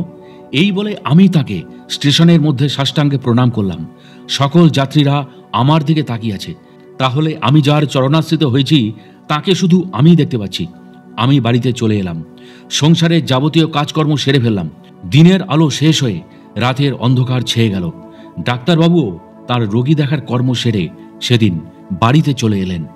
আমি স্বামী সেবার করণীয় কাজ সেরে সকলকে রাতের খাবার দাবার পরিবেশন করলাম। সেদিন রাত ছিল আমার সংসার জীবনের শেষ রাত। পতি ও সন্তানদের সেবায় ডুবে রইলাম। ঘড়ি ঢং ঢং করে বেজে জানান দিল রাত 12টা। আমার চোখ বুজে এসেছিল কিছুক্ষণের জন্য। আমার কানে অদৃশ্য সুরধ্বনি বেজে উঠল, কিরে যাবি না? চল, সময় হয়ে গিয়েছে যাবার। আমি বিছানা থেকে সাবধানে উঠে পড়লাম। ঘরে কোনো আলো না জ্বেলে হাতের আন্দাজ করে পায়ে পায়ে এগিয়ে চললাম। দরজা পর্যন্ত এলাম। আস্তে করে দরজা খুলে বাইরের বারান্দা পর্যন্ত যেই না এলাম অমনি দরজার আওয়াজ শুনে ডাক্তারবাবুর ঘুম ভেঙে গেল। সেই সময় বৈদ্যুতিক আলো পৌঁছায়নি। উনি হাতে টর্চ নিয়ে কোনো দিকে লক্ষ্য করলেন না। দরজা খোলা দেখে বেরিয়ে পড়লেন, চোর ঢুকেছে মনে করে। এদিক ওদিক তাকিয়ে খুঁচিতে লাগলেন। আমি সামনেই একটু আড়াল হয়ে গেছি, যেন দেখতে না পায় আমাকে। উনি আমার এদিক পানে আসছিলেন। হঠাৎ অদৃশ্য সুর বেজে উঠল আমার কানে। শুনতে পেলাম, তুই মাটিতে শুয়ে পড়। আমি তখনও জানতাম না মাটিতে শুয়ে পড়লে আর কিছুই দেখা যায় না। কি অদৃশ্য খেলা শুরু হলো। আমার স্বামী দেখলাম পেটে হাত দিয়ে দ্রুত বেগে চলে গেলেন ঘরের ভেতরে। মনে হলো নিম্নচাপ এসছে, মল ত্যাগের জন্য হয়তো চলে গেলেন। শুরু হলো দুর্গম পথ চলা। হেঁটেই চলেছি রাস্তা। মনে ভাবতে লাগলাম, কিভাবে হেঁটে এতদূর পথ পেরিয়ে স্টেশনে পৌঁছাবো। কোনো গাড়িওয়ালা যদি নিজে মুখে গাড়িতে চাপতে বলেন, আমি গাড়িতে তখন উঠে পড়ব। আমার বয়স তখন মাত্র 20। আমি একা একটি নারী, গভীর রাতে ঈশ্বর চিন্তায় বিহ্বল। ঈশ্বরকে আমি ভালোবাসি, তিনি রক্ষা করবেন। এই দুনিয়ায় কেউ তো আপন নয়, প্রভুই কৃপা করবেন আমার সংকল্প যদি সঠিক হয়। হঠাৎ এক ভদ্রলোক তার নিজস্ব গাড়ি নিয়ে আমার সামনে এসে থামলেন। তিনি আমাকে বোন বলে ডাকলেন। সবকিছু জানতে চাইলেন যে কেউ আমাকে অশান্তি করে এত রাতে বাড়ি থেকে তাড়িয়ে দিয়েছেন কিনা। অবশ্যই সমাজের যে পরিস্থিতি, এই চিন্তা করাটাই স্বাভাবিক। আমি নিরুত্তর হয়ে চুপ করে রইলাম। উনি অনেক কিছু জানবার জন্য একের পর এক প্রশ্ন করতে লাগলেন। আমি তাকে একটি বাক্যে উত্তর দিলাম। আমার ব্যক্তিগত বিষয়ে আমি কোনো জবাবদিহি করব না। ভদ্রলোক গাড়িতে উঠে বসতে বললেন। আমি ঈশ্বরকে স্মরণ করে গাড়িতে বসে পড়লাম। ভদ্রলোক আমাকে নিয়ে তার বাড়িতে চলে এলেন। তার স্ত্রী এসে দরজা খুলে দিলেন। স্বামীর পাশে আমাকে দেখে আশ্চর্য চোখে সেই ভদ্রমহিলা তাকিয়ে রইলেন কিছুক্ষণ। তিনি হয়তো ভাবলেন তার স্বামীর দ্বিতীয় স্ত্রী হয়তো আমি। আসলে আমরা কোনো কিছু জানবার আগেই ভুলটা নিয়েই রাগ করি। উনি আমাকে থাকতে দিলেন ওনাদের গেস্ট রুমে। ভদ্রলোক আমাকে বললেন তাকে না জানিয়ে আমি যেন এই বাড়ি থেকে কোথাও না যাই। আর বললেন, সকালবেলায় তোমার কি অশান্তি আমায় বলো বোন, আমি যদি কোনো উপকারে লাগি। তুমি চলে যেও না। আমার চোখে ঘুম নেই। রাত্রি জেগে রইলাম। চিন্তা একটাই, কখন হাওড়া স্টেশন পৌঁছাবো। সকালে সেই ভদ্রমহিলা এবং ভদ্রলোক দুজনেই আমার কাছে এলেন। ভদ্রমহিলা সকালে টিফিন খেতে দিলেন, আর তারই মাঝে এইভাবে বাড়ি থেকে বাইরে আসার কারণ জানতে চাইলেন। ভদ্রলোক দাদা বললেন, তোমার শ্বশুরবাড়ির ঠিকানা বলো, আমি তোমার স্বামীকে সব বুঝিয়ে বলবো, তোমার কোনো ভয় নেই। স্বামী আমার ডাক্তার বলে কথা, কোনো মতেই তার নাম আর ঠিকানা দিইনি, কারণ বাড়ি থেকে যে উদ্দেশ্যে বেরিয়ে এসেছি সেই উদ্দেশ্য সফল হবে না। আমি যে মনে প্রাণে সাধিকা, প্রভুর চরণে নিজেকে সঁপে দিয়েছি। দাদা এবং দিদি উভয়ই রেগে গেলেন আমার ওপর এবং বাড়ির এক ভৃত্যকে দিয়ে আমাকে পাঠিয়ে দিলেন সোজা রাস্তার মাঝখানে। কলকাতার পথ আমার চেনা ছিল। পথ ধরে ধরে হেঁটে পৌঁছালাম হাওড়া স্টেশনে। শরীরের ধকলে জ্বর এসে গেল, তবুও আমার মুক্তি চাই। অনন্ত জগতের অমৃত পান আমাকে করতেই হবে। কি আছে সেই জগতে জানতেই হবে। প্রশ্ন যেখানে জাগে তার উত্তর সেখানে নিশ্চয়ই আছে। নিংড়ে নিতে হবে রস। আমি হাল ছেড়ে দেবার পাত্রী নই। আসুক বাধা, আসুক ঝড়, আমার জানা নেই কোথা থেকে কোথায় যাব। ঈশ্বর আমাকে পরিচালনা করে নিয়ে চলবেন। আমি তো কিছুই জানি না। সাধনা কালে আমি কামাখ্যা যাই, ওখানে দীর্ঘদিন সাধনা করি। অনেকেই আমার দর্শন লাভ করেন। তারা তাদের আত্মীয় পরিজনের দুঃখ, রোগ, শোকের কথা বলেন। নিরাময়ের জন্য ধুলো মাটি দিতে থাকি, তারা ভালো হন। এমনকি রোগ বুঝে জলপড়া দিই, তারাও সুস্থ হয়ে যায়। হঠাৎ এক দিব্য নারী আমার সামনে প্রকট হন। বলেন, তুই এখান থেকে অন্যত্র চলে যা। যারা অন্যায় ব্যভিচার করেছে তারা তাদের পাপে জর্জরিত হয়ে রোগ শোক ভোগ করছে। তুই কিনা ধুলি পড়া জল পড়া দিয়ে তাদের পাপ থেকে মুক্ত করে দিচ্ছিস। চলে যা তুই, এটা তোর জায়গা নয়। তিনি ছিলেন স্বয়ং মা কামাখ্যা। তিনিই আমাকে আদেশ দিলেন হিমালয়ে গঙ্গোত্রী যাবার। তারপরই আমি সেই স্থান ত্যাগ করে চলে যাই হিমালয়ের গঙ্গোত্রী। এসব ঘটনা ধ্রুব সত্য। তারপর ব্রহ্মানন্দ গিরিমাতা বললেন, সাধন জীবনে আমার 5 জন গুরু। আমি একাধারে বৈষ্ণব সাধনা, অগ্নিভদ্রী সাধনা, নাগা সম্প্রদায়, রামানুজ সম্প্রদায়, তারা সম্প্রদায় সিদ্ধিলাভ করি। আমার সন্ন্যাস গুরু শ্রী শ্রী নরহরি বাবা। যে পথ ধরেই যাই না কেন, মূল বিষয় ঈশ্বরকে লাভ করা। যেন একটা বিন্দু থেকে অজস্র দাগ কাটা যায়, আবার এক একটা দাগ দিয়ে যদি চলা যায় তবে ওই একই বিন্দুতে এসে মিলে যায়। যেমন রাস্তার চৌপথি, ঠিক সেই রকমই। তাই আমি কখনো বৈষ্ণবী সাধনায় ইষ্টদেব রামচন্দ্র, কখনো মাতৃ সাধনার ইচ্ছা জাগে মা কামাখ্যায় অবস্থানরত সাধক সচ্চিদানন্দ মহারাজের কাছে ইচ্ছা প্রকাশ করি। আমি টেলিগ্রামের মাধ্যমে চিঠি পোস্ট করে সব বৃত্তান্ত লিখে জানাই। আমার জাগতিক জগতের স্বামী ঠিকানা অনুযায়ী আমার কাছে আসেন। সচ্চিদানন্দ মহারাজের কাছে দুজনেই দীক্ষা গ্রহণ করি। আমার স্বামী আমাকে এই সাধন পথে এগিয়ে দিয়েছিলেন। আমার 5 জন গুরুর মধ্যে 4 জন গুরু দেহ রেখেছেন, 1 জন গুরু বর্তমান। ব্রহ্মানন্দ গিরিমাতা বললেন, আমি একবার আদেশ পেয়েছিলাম তিব্বতের মানসরোবর কৈলাসে যেতে হবে। আমি আদেশ শিরোধার্য করে 5 জন ভক্ত শিষ্যদের সঙ্গে নিয়ে আরও 3 জন নেপালের কাঠমান্ডু হয়ে হনুমানের সহযোগিতায় অলৌকিক ঘটনার মধ্য দিয়ে 1998 সালে পরিভ্রমণ করে আসি তিব্বতের মানস সরোবর কৈলাসে পৌঁছাই। তারপর দর্শন শেষ করে ফিরে আসি ভারতে। সত্যকারের সাধু এবং ডাকাত দল, যাদের প্রাণের কোনো ভয় নেই, তারাই জয়ী হন লক্ষ্যে পৌঁছাতে দুর্গম গিরি দুস্তর কান্তার ভেদ করে। আমি বর্তমানে হিমালয়ের সাধক সন্ত পরিবারের প্রেসিডেন্ট, এই বলে তিনি জানালেন। 2017 সালের সেই দিনটির কথা লেখক দেবদূতের চিরকাল মনে থাকবে।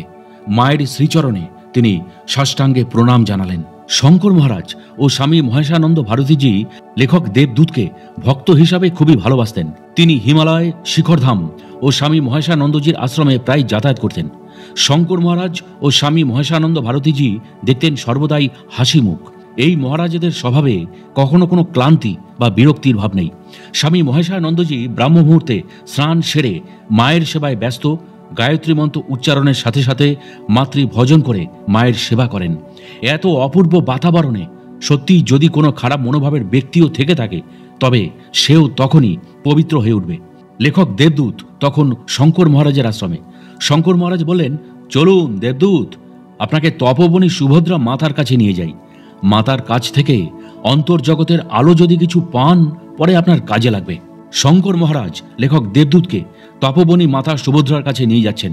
এটা ছিল তার পরম পাওয়া। সত্যি ঈশ্বরকে দেখা যায় না, কিন্তু অনুভব করা যায়। যেমন গাড়ি বা সাইকেলের চাকা বাতাসে পূর্ণ থাকে, কিন্তু চাকা পাংচার হয়ে গেলে বাতাস বেরিয়ে যায়, চাকা নেতিয়ে পড়ে। বাতাস কিন্তু দেখা যায় না, তার কর্মধারা বোঝা যায়। হিমালয়ে তপবনী সুভদ্রা মাতার আশ্রমে শঙ্কর মহারাজ আর দেবদূত দুজনে চলে এলেন। স্বামী মহেশানন্দজির আশ্রম থেকে। মায়ের আশ্রমটা এত সুন্দর, সুগন্ধিতে ভরপুর, কায়া রূপে দেবী বিরাজ করছেন। আশ্রমটি 4 তলা। ভক্ত তাদেরকে মায়ের ঘরে নিয়ে যেতে সাহায্য করলেন। তারা 3 তলা সিঁড়ি ভেঙে উঠলেন একটি রুমে। মায়ের শিষ্য ভক্ত শঙ্কর মহারাজ ও দেবদূতকে হাত জোর করে প্রণাম জানালেন। উত্তরাখণ্ডে এখনো ভারতীয় সংস্কার লক্ষ্য করা যায়। চেনা অচেনা, ছোট বড় সকলের সাথে প্রথম সাক্ষাৎ হলে হাত জোর করে প্রণাম জানায়। তিনি ও মহারাজও প্রণাম জানালেন। সুভদ্রা মাতা আরাধনায় বসেছিলেন। আরাধনা শেষ করে মাতা সুভদ্রা তাদেরকে দর্শন দিলেন। মায়ের চরণে সাষ্টাঙ্গে প্রণাম জানালেন লেখক দেবদূত, সাথে শঙ্কর মহারাজের চরণ বন্দনা করলেন। মায়ের রূপ যেন স্বয়ং প্রকৃতি দেবী গৌরী। প্রকৃতির রূপ, রস, যৌবন চির অমর, তাই তো শস্য শ্যামলা সবুজে ভরা। সুভদ্রা মাতা লেখক দেবদূতের মাথায় অর্থাৎ সহস্রায় খানিকক্ষণ হাত রেখে আশীর্বাদ করলেন। মাতা সাধনরত কালে তপবনে অবস্থান করেছিলেন, তারা অনেকেই শুনেছিলেন।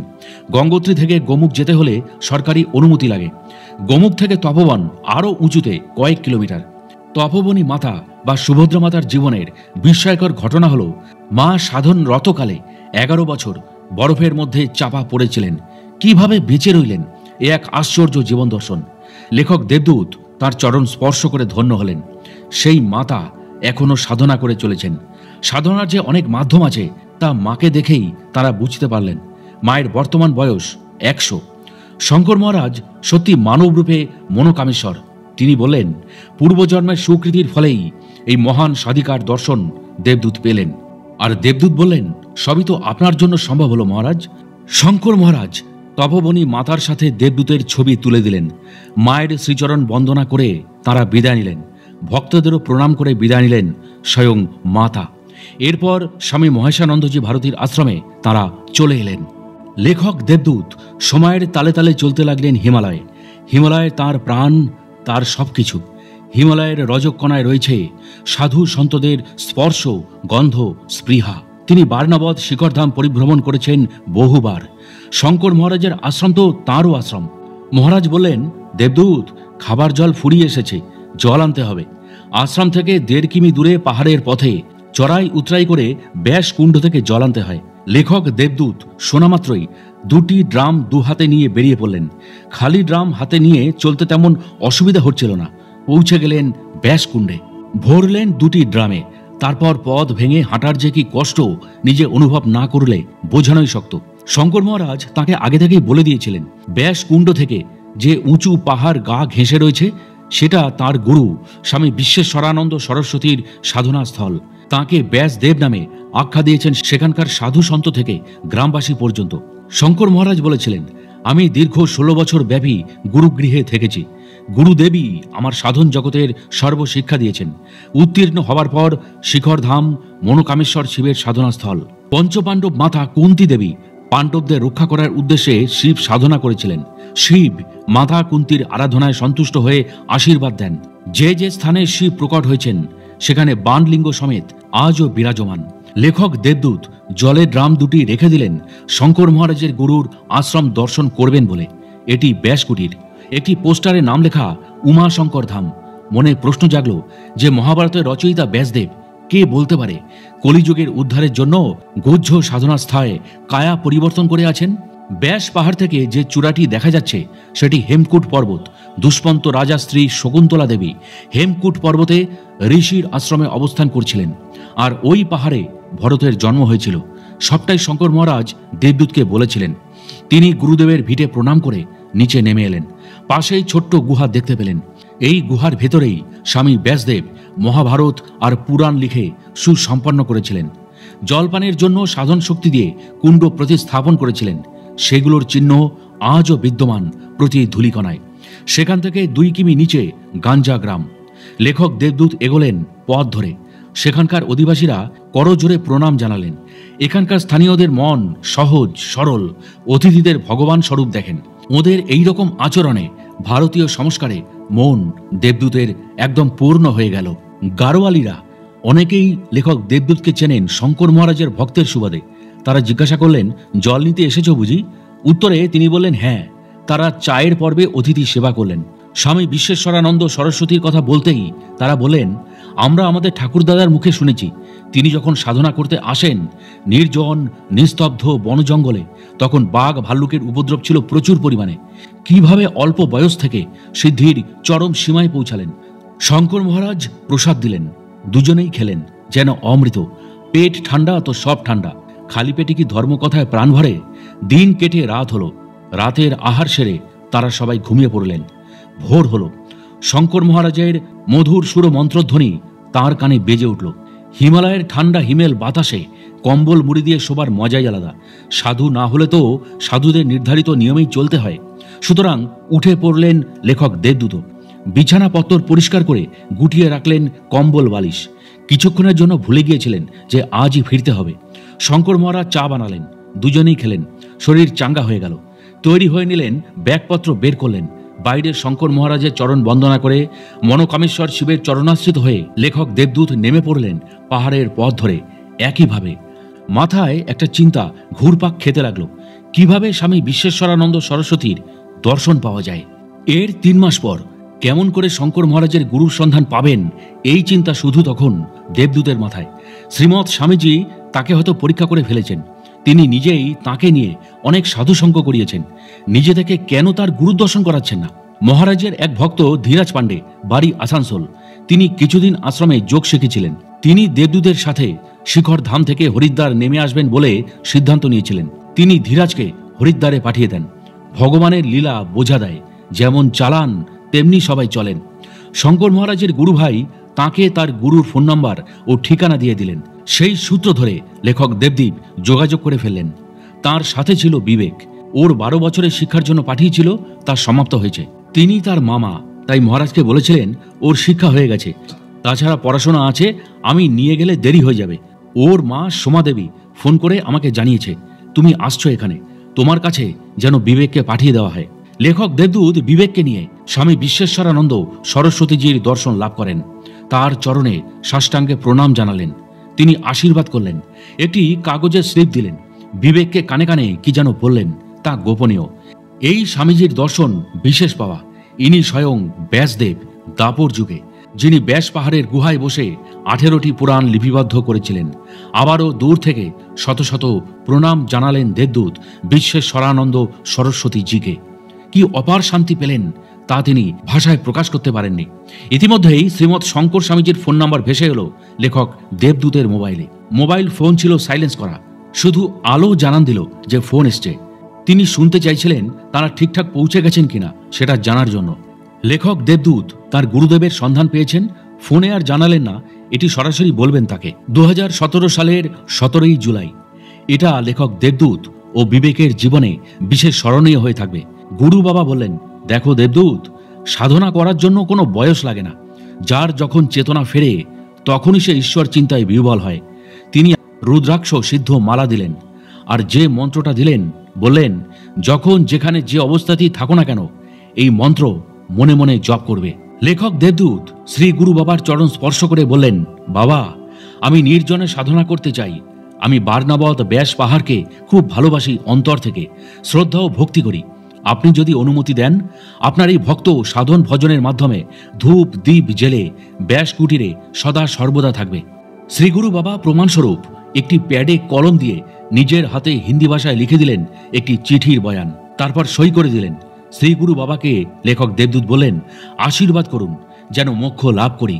শ্রীগুরু বাবা প্রচার বিমুখ, তবুও ভক্তের বায়না মেটাবার জন্য তার ইচ্ছা রাখতে একটা ফটো তুলতে দিলেন।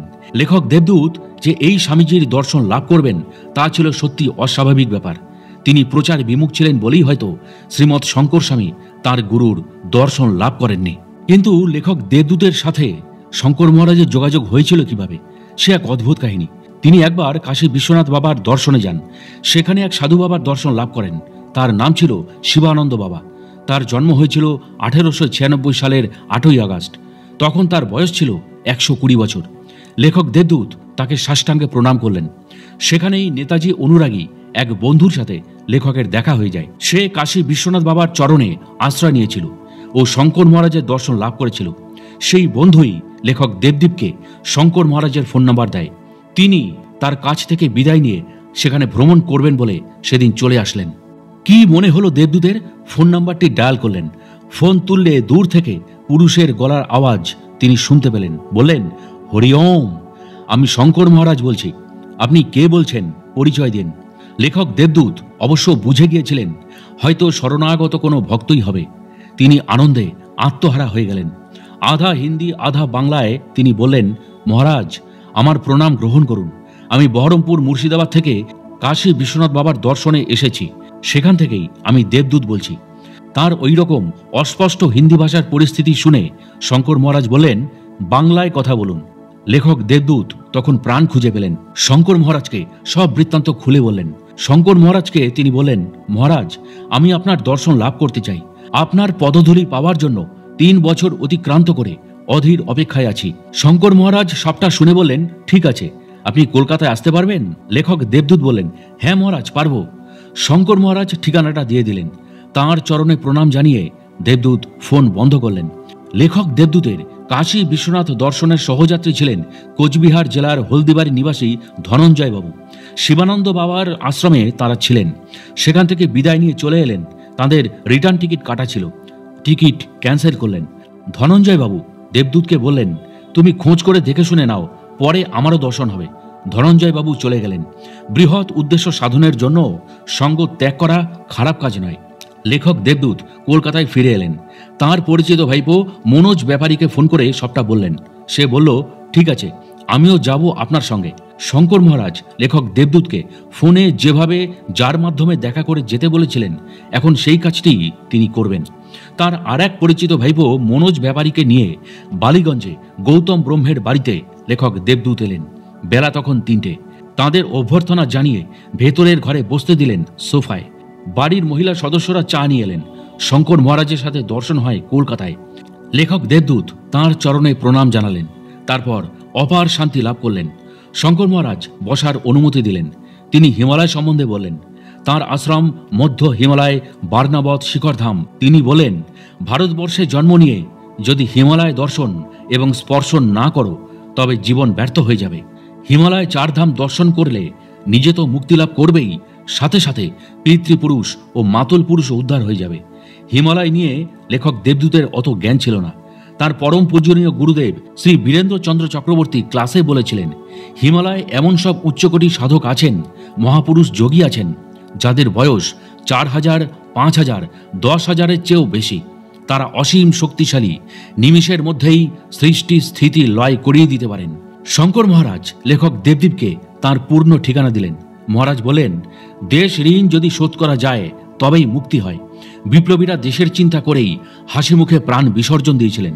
আলোচনা শেষ করে শঙ্কর মহারাজের চরণে প্রণাম জানিয়ে দেবদূত বিদায় নিয়ে চলে এলেন। কাশী বিশ্বনাথ বাবার দর্শন করে আসার পর তাঁর আর্থিকভাবে টানাটানি পড়ে। তিনি কোচবিহার হলদিবাড়ির বাবা বিশ্বনাথ দর্শনের সহযাত্রী শিক্ষক ধনঞ্জয় বাবুর সহযোগিতায় 2015 সালে প্রথম শ্রীমৎ শঙ্কর স্বামীর আশ্রম মধ্য হিমালয় বার্নাবত শিখরধাম মাহিডাঙ্গা পদার্পণ করেন। তারপর থেকেই তিনি 1-2 মাস অন্তর অন্তরই হিমালয়ে ছুটে যান। কিসের এক বিশেষ আকর্ষণে। তাঁর জীবনের একটা ঐতিহাসিক দিনের কথা এবার বলা যাক। দেবদূতের এক দাদা শিশির সাঁতরা বাবুকে হিমালয় বার্নাবত শিখরধাম সম্বন্ধে আলোচনা করেন। তিনি বলেন কি আপনি জানেন আপনি কোন জায়গার কথা বলছেন? উত্তরে দেবদূত বললেন, না। তিনি তখন দেবদূতকে বললেন, দেখুন মশাই, আমি ভাগবত এবং সকাল সন্ধ্যা গীতা পাঠ করি। মহাভারতের যুদ্ধে সেই দেবভূমি তিলসম মৃত্তিকার জন্যই হয়েছিল। পঞ্চপাণ্ডব সবকিছু ছেড়ে দিলেও ওই মৃত্তিকা ছাড়তে রাজি হয়নি, তাই তো এত বড় যুদ্ধ বেঁধে গেল। বার্নাবত হল মহারানী কুন্তী দেবীর সাধনাস্থল। মাতা কুন্তী তার পুত্রদের প্রাণ সংশয় আছে জেনে স্বয়ং শিবের আরাধনা করেন এবং শিবের দর্শন লাভ করেন। তারপর থেকেই কুন্তী দেবী প্রতিষ্ঠিত মনোকামেশ্বর শিবলিঙ্গ আজও বর্তমান। তা তো আপনি নিজেই দেখে এসছেন। আপনি তো ভাগ্যবান এবং পুণ্যবানও বটে। স্বয়ং শঙ্কর মহারাজ নিজেই যে মনোকামেশ্বর শিব নন তা কি কেউ বলতে পারেন? কারণ জীবত্ব থেকেই শিবত্ব লাভ করতে হয়। দেবদূত তাকে বলতে লাগলেন, মহারাজের কুটির থেকে 1.5 কিলোমিটার দূরে মহামুনি ঋষি ব্যাসদেবের সাধনাস্থল। সেখানে গুহায় বসে 18টি পুরাণ লিপিবদ্ধ করেছিলেন শিবপুত্র বিনায়কের সহযোগিতায়। সেই গুহা আজও নিদর্শন হয়ে আছে। ঋষি জলপানের জন্য একটি কুণ্ড স্থাপন করেছিলেন, তা ব্যাসকুণ্ড আজও রয়েছে। সব কিছুই ঐশী কৃপার নিদর্শন মাত্র। মধ্য হিমালয়ের বার্নাবত নিত্য শুদ্ধ অজর অমর হয়ে বিরাজ করছে। তাদের সূক্ষ্মদেহ তথা অমৃতধাম তপস্থলী থেকে চতুর্ভুজ নারায়ণ বাল কৃষ্ণমূর্তি উদ্ধার করা হয় ভূতনাথ অঘরী বাবার নির্দেশে। শঙ্কর মহারাজ ভক্তদের নিয়ে উদ্ধার কাজে সফল হন। মহাতপা বিল থেকে চতুর্ভুজ নারায়ণ বাল কৃষ্ণমূর্তি হতে একটু এগিয়ে বেঁকে গিয়ে আনুমানিক 25 থেকে 30 গজ ভেতরে ঋষি মহাতপার সাধনার স্থলে একটি শিবলিঙ্গ আছে। অন্ধকার গুহার মধ্যে শিবলিঙ্গে গঙ্গাজল ঢাললে ফলস্বরূপ নিজ রূপ আয়নার মতো পরিষ্কার দেখা যায়। লেখক দেবদূত যখন পুজো দিতে যান তিনি দেখেছিলেন সেই গুহার ভেতরে দুটি বাদুড় স্তব্ধ হয়ে গুহার দেওয়ালে ঝুলে আছে।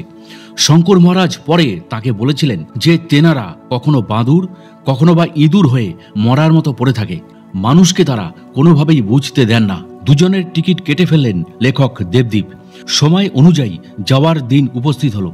শঙ্কর মহারাজকে আগে থেকেই ফোন করে জানিয়ে দিয়েছেন লেখক দেবদীপ যে তাঁরা সেখানে পৌঁছে গেছেন শান্ত হরিধামে। এক রাত্রি বাস করলেন। তারপর সকাল 6টা থেকে 7টার মধ্যে গাড়ি ধরে সোজা উত্তরকাশী। শঙ্কর মহারাজ তাঁদের জন্য গাড়ি পাঠিয়ে দিয়েছেন। আইটিবিপি ক্যাম্পে ফোন করে জানিয়ে দিয়েছিলেন রাস্তার গেট যেন খুলে দেন তাঁরা আসলে। প্রায় 3 কিমি চড়াই উতরাই করে শেষে পৌঁছালেন বার্নাবত শিখরধাম। শঙ্কর মহারাজ তাদেরকে এগিয়ে নিয়ে গেলেন। ঘোড়ার পিঠে যাবতীয় 7 দিনের রেশন চাপিয়ে দিয়েছিলেন। সব নামিয়ে দিল সওয়ারি। লেখক দেবদীপদের যাবার উদ্দেশ্য ছিল জন্ম অষ্টমীর তিথি পালন করা। মহারাজকে বিষয়টা জানালেন। তিনি বললেন, বেশ, আগামী দিনের ইতিহাসে জড়িয়ে থাকবে আপনাদের নাম তারিখ সহ লিপিবদ্ধ হয়ে। তবে জানেন তো, কৃষ্ণমূর্তি উদ্ধারের পরে কারোর মনে, এমনকি আমার নিজের মনেও এই প্রশ্ন জাগেনি। শিশির বাবু আমাকে পুজোর সামগ্রীর খরচা বাবদ আমার হাতে টাকা দিয়ে বললেন, এত কষ্টের পথ ভেঙে সবে এসেছি, কোমরে সইবে না। দাদা দেবদূত, আপনি নিজে শক্ত সমর্থ, মনের জোরে চলেন। আপনি একাই উত্তরকাশী যান, পুজোর সামগ্রী নিয়ে আসুন। দেবদূত বললেন, আরে ঠিক আছে, আপনি এমনভাবে বলছেন যেন কত বড় অন্যায় কাজের আদেশ দিচ্ছেন, এ তো ভালো কথা। দেবদূত তখন ফিরে এলেন জন্মাষ্টমী পুজোর উপকরণ নিয়ে।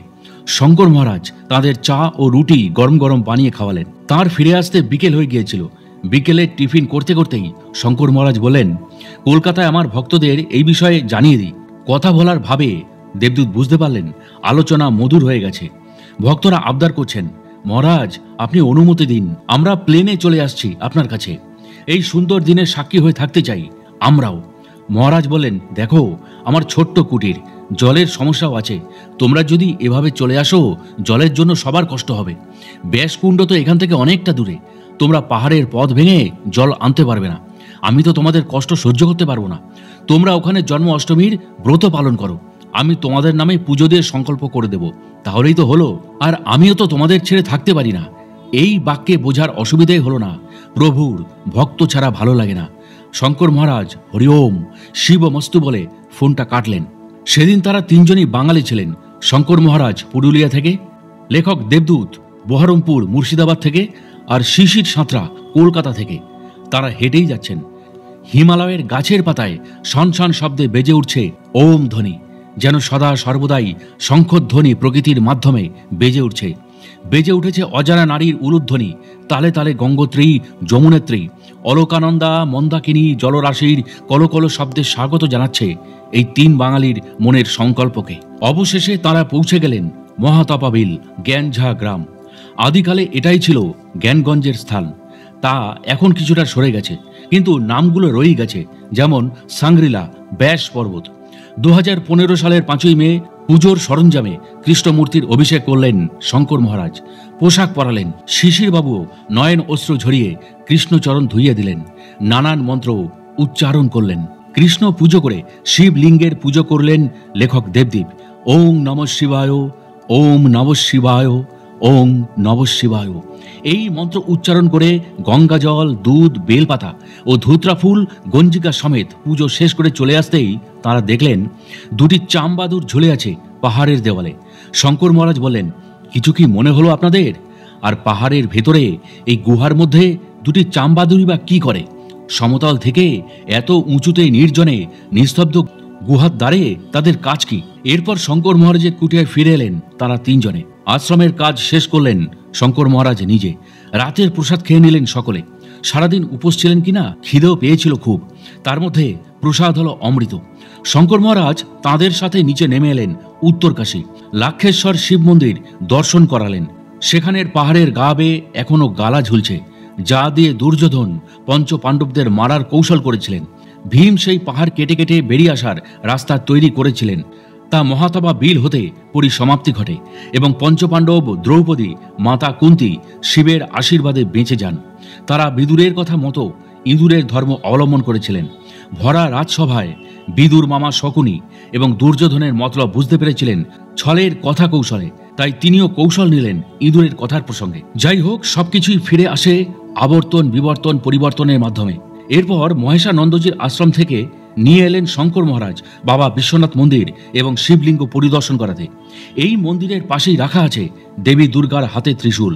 স্বয়ং শিবের আশীর্বাদ স্বরূপ দেবী দুর্গা এই ত্রিশূল দিয়ে মহিষাসুরকে বধ করেছিলেন। তার নিদর্শন এখনো কাশী বিশ্বনাথ মন্দিরের পাশে পূজিত হচ্ছে। শঙ্কর মহারাজ বলেন, এই ত্রিশূলের বিশেষ একটা মহিমা আছে। তোমরা গায়ের জোরে ধাক্কা দাও, নড়াচড়া করানোর চেষ্টা করো, নড়বে না। কিন্তু হাতের অনামিকা আঙুল দিয়ে ধাক্কা দাও, দেখো ত্রিশূল নড়ছে। লেখক দেবদীপরাও তাই করলেন, দেখলেন সত্যিই নড়ছে। এখনো তারা ভাবলে আশ্চর্য হয়ে যান। তাঁরা দেব দর্শন শেষ করে বাইরে চলে এলেন। সাঁতরাবাবু শঙ্কর মহারাজ ও লেখক দেবদীপের একটি ফটো তুললেন। ফটো যখন ওয়াশ করা হলো, দেখা গেল ছবির মধ্যে সূর্যের আলোক রশ্মি শঙ্কর মহারাজ আর লেখক দেবদীপের পাদ স্পর্শ করে বিচ্ছুরিত হয়ে আছে। কেন এমন হলো এখনো তিনি বুঝতে পারেন না। শ্রীমৎ শঙ্কর মহারাজের চরণ বন্দনা করে তারা ফিরে এলেন সান্ত হরিনাম ধামে, পরে একেবারে কলকাতা। প্রিয় দর্শক ও শ্রোতা, আজকের এই কাহিনীটি আপনাদের কাছে কেমন লাগলো তা অবশ্যই আমাকে কমেন্ট ও লাইক দিয়ে জানাবেন।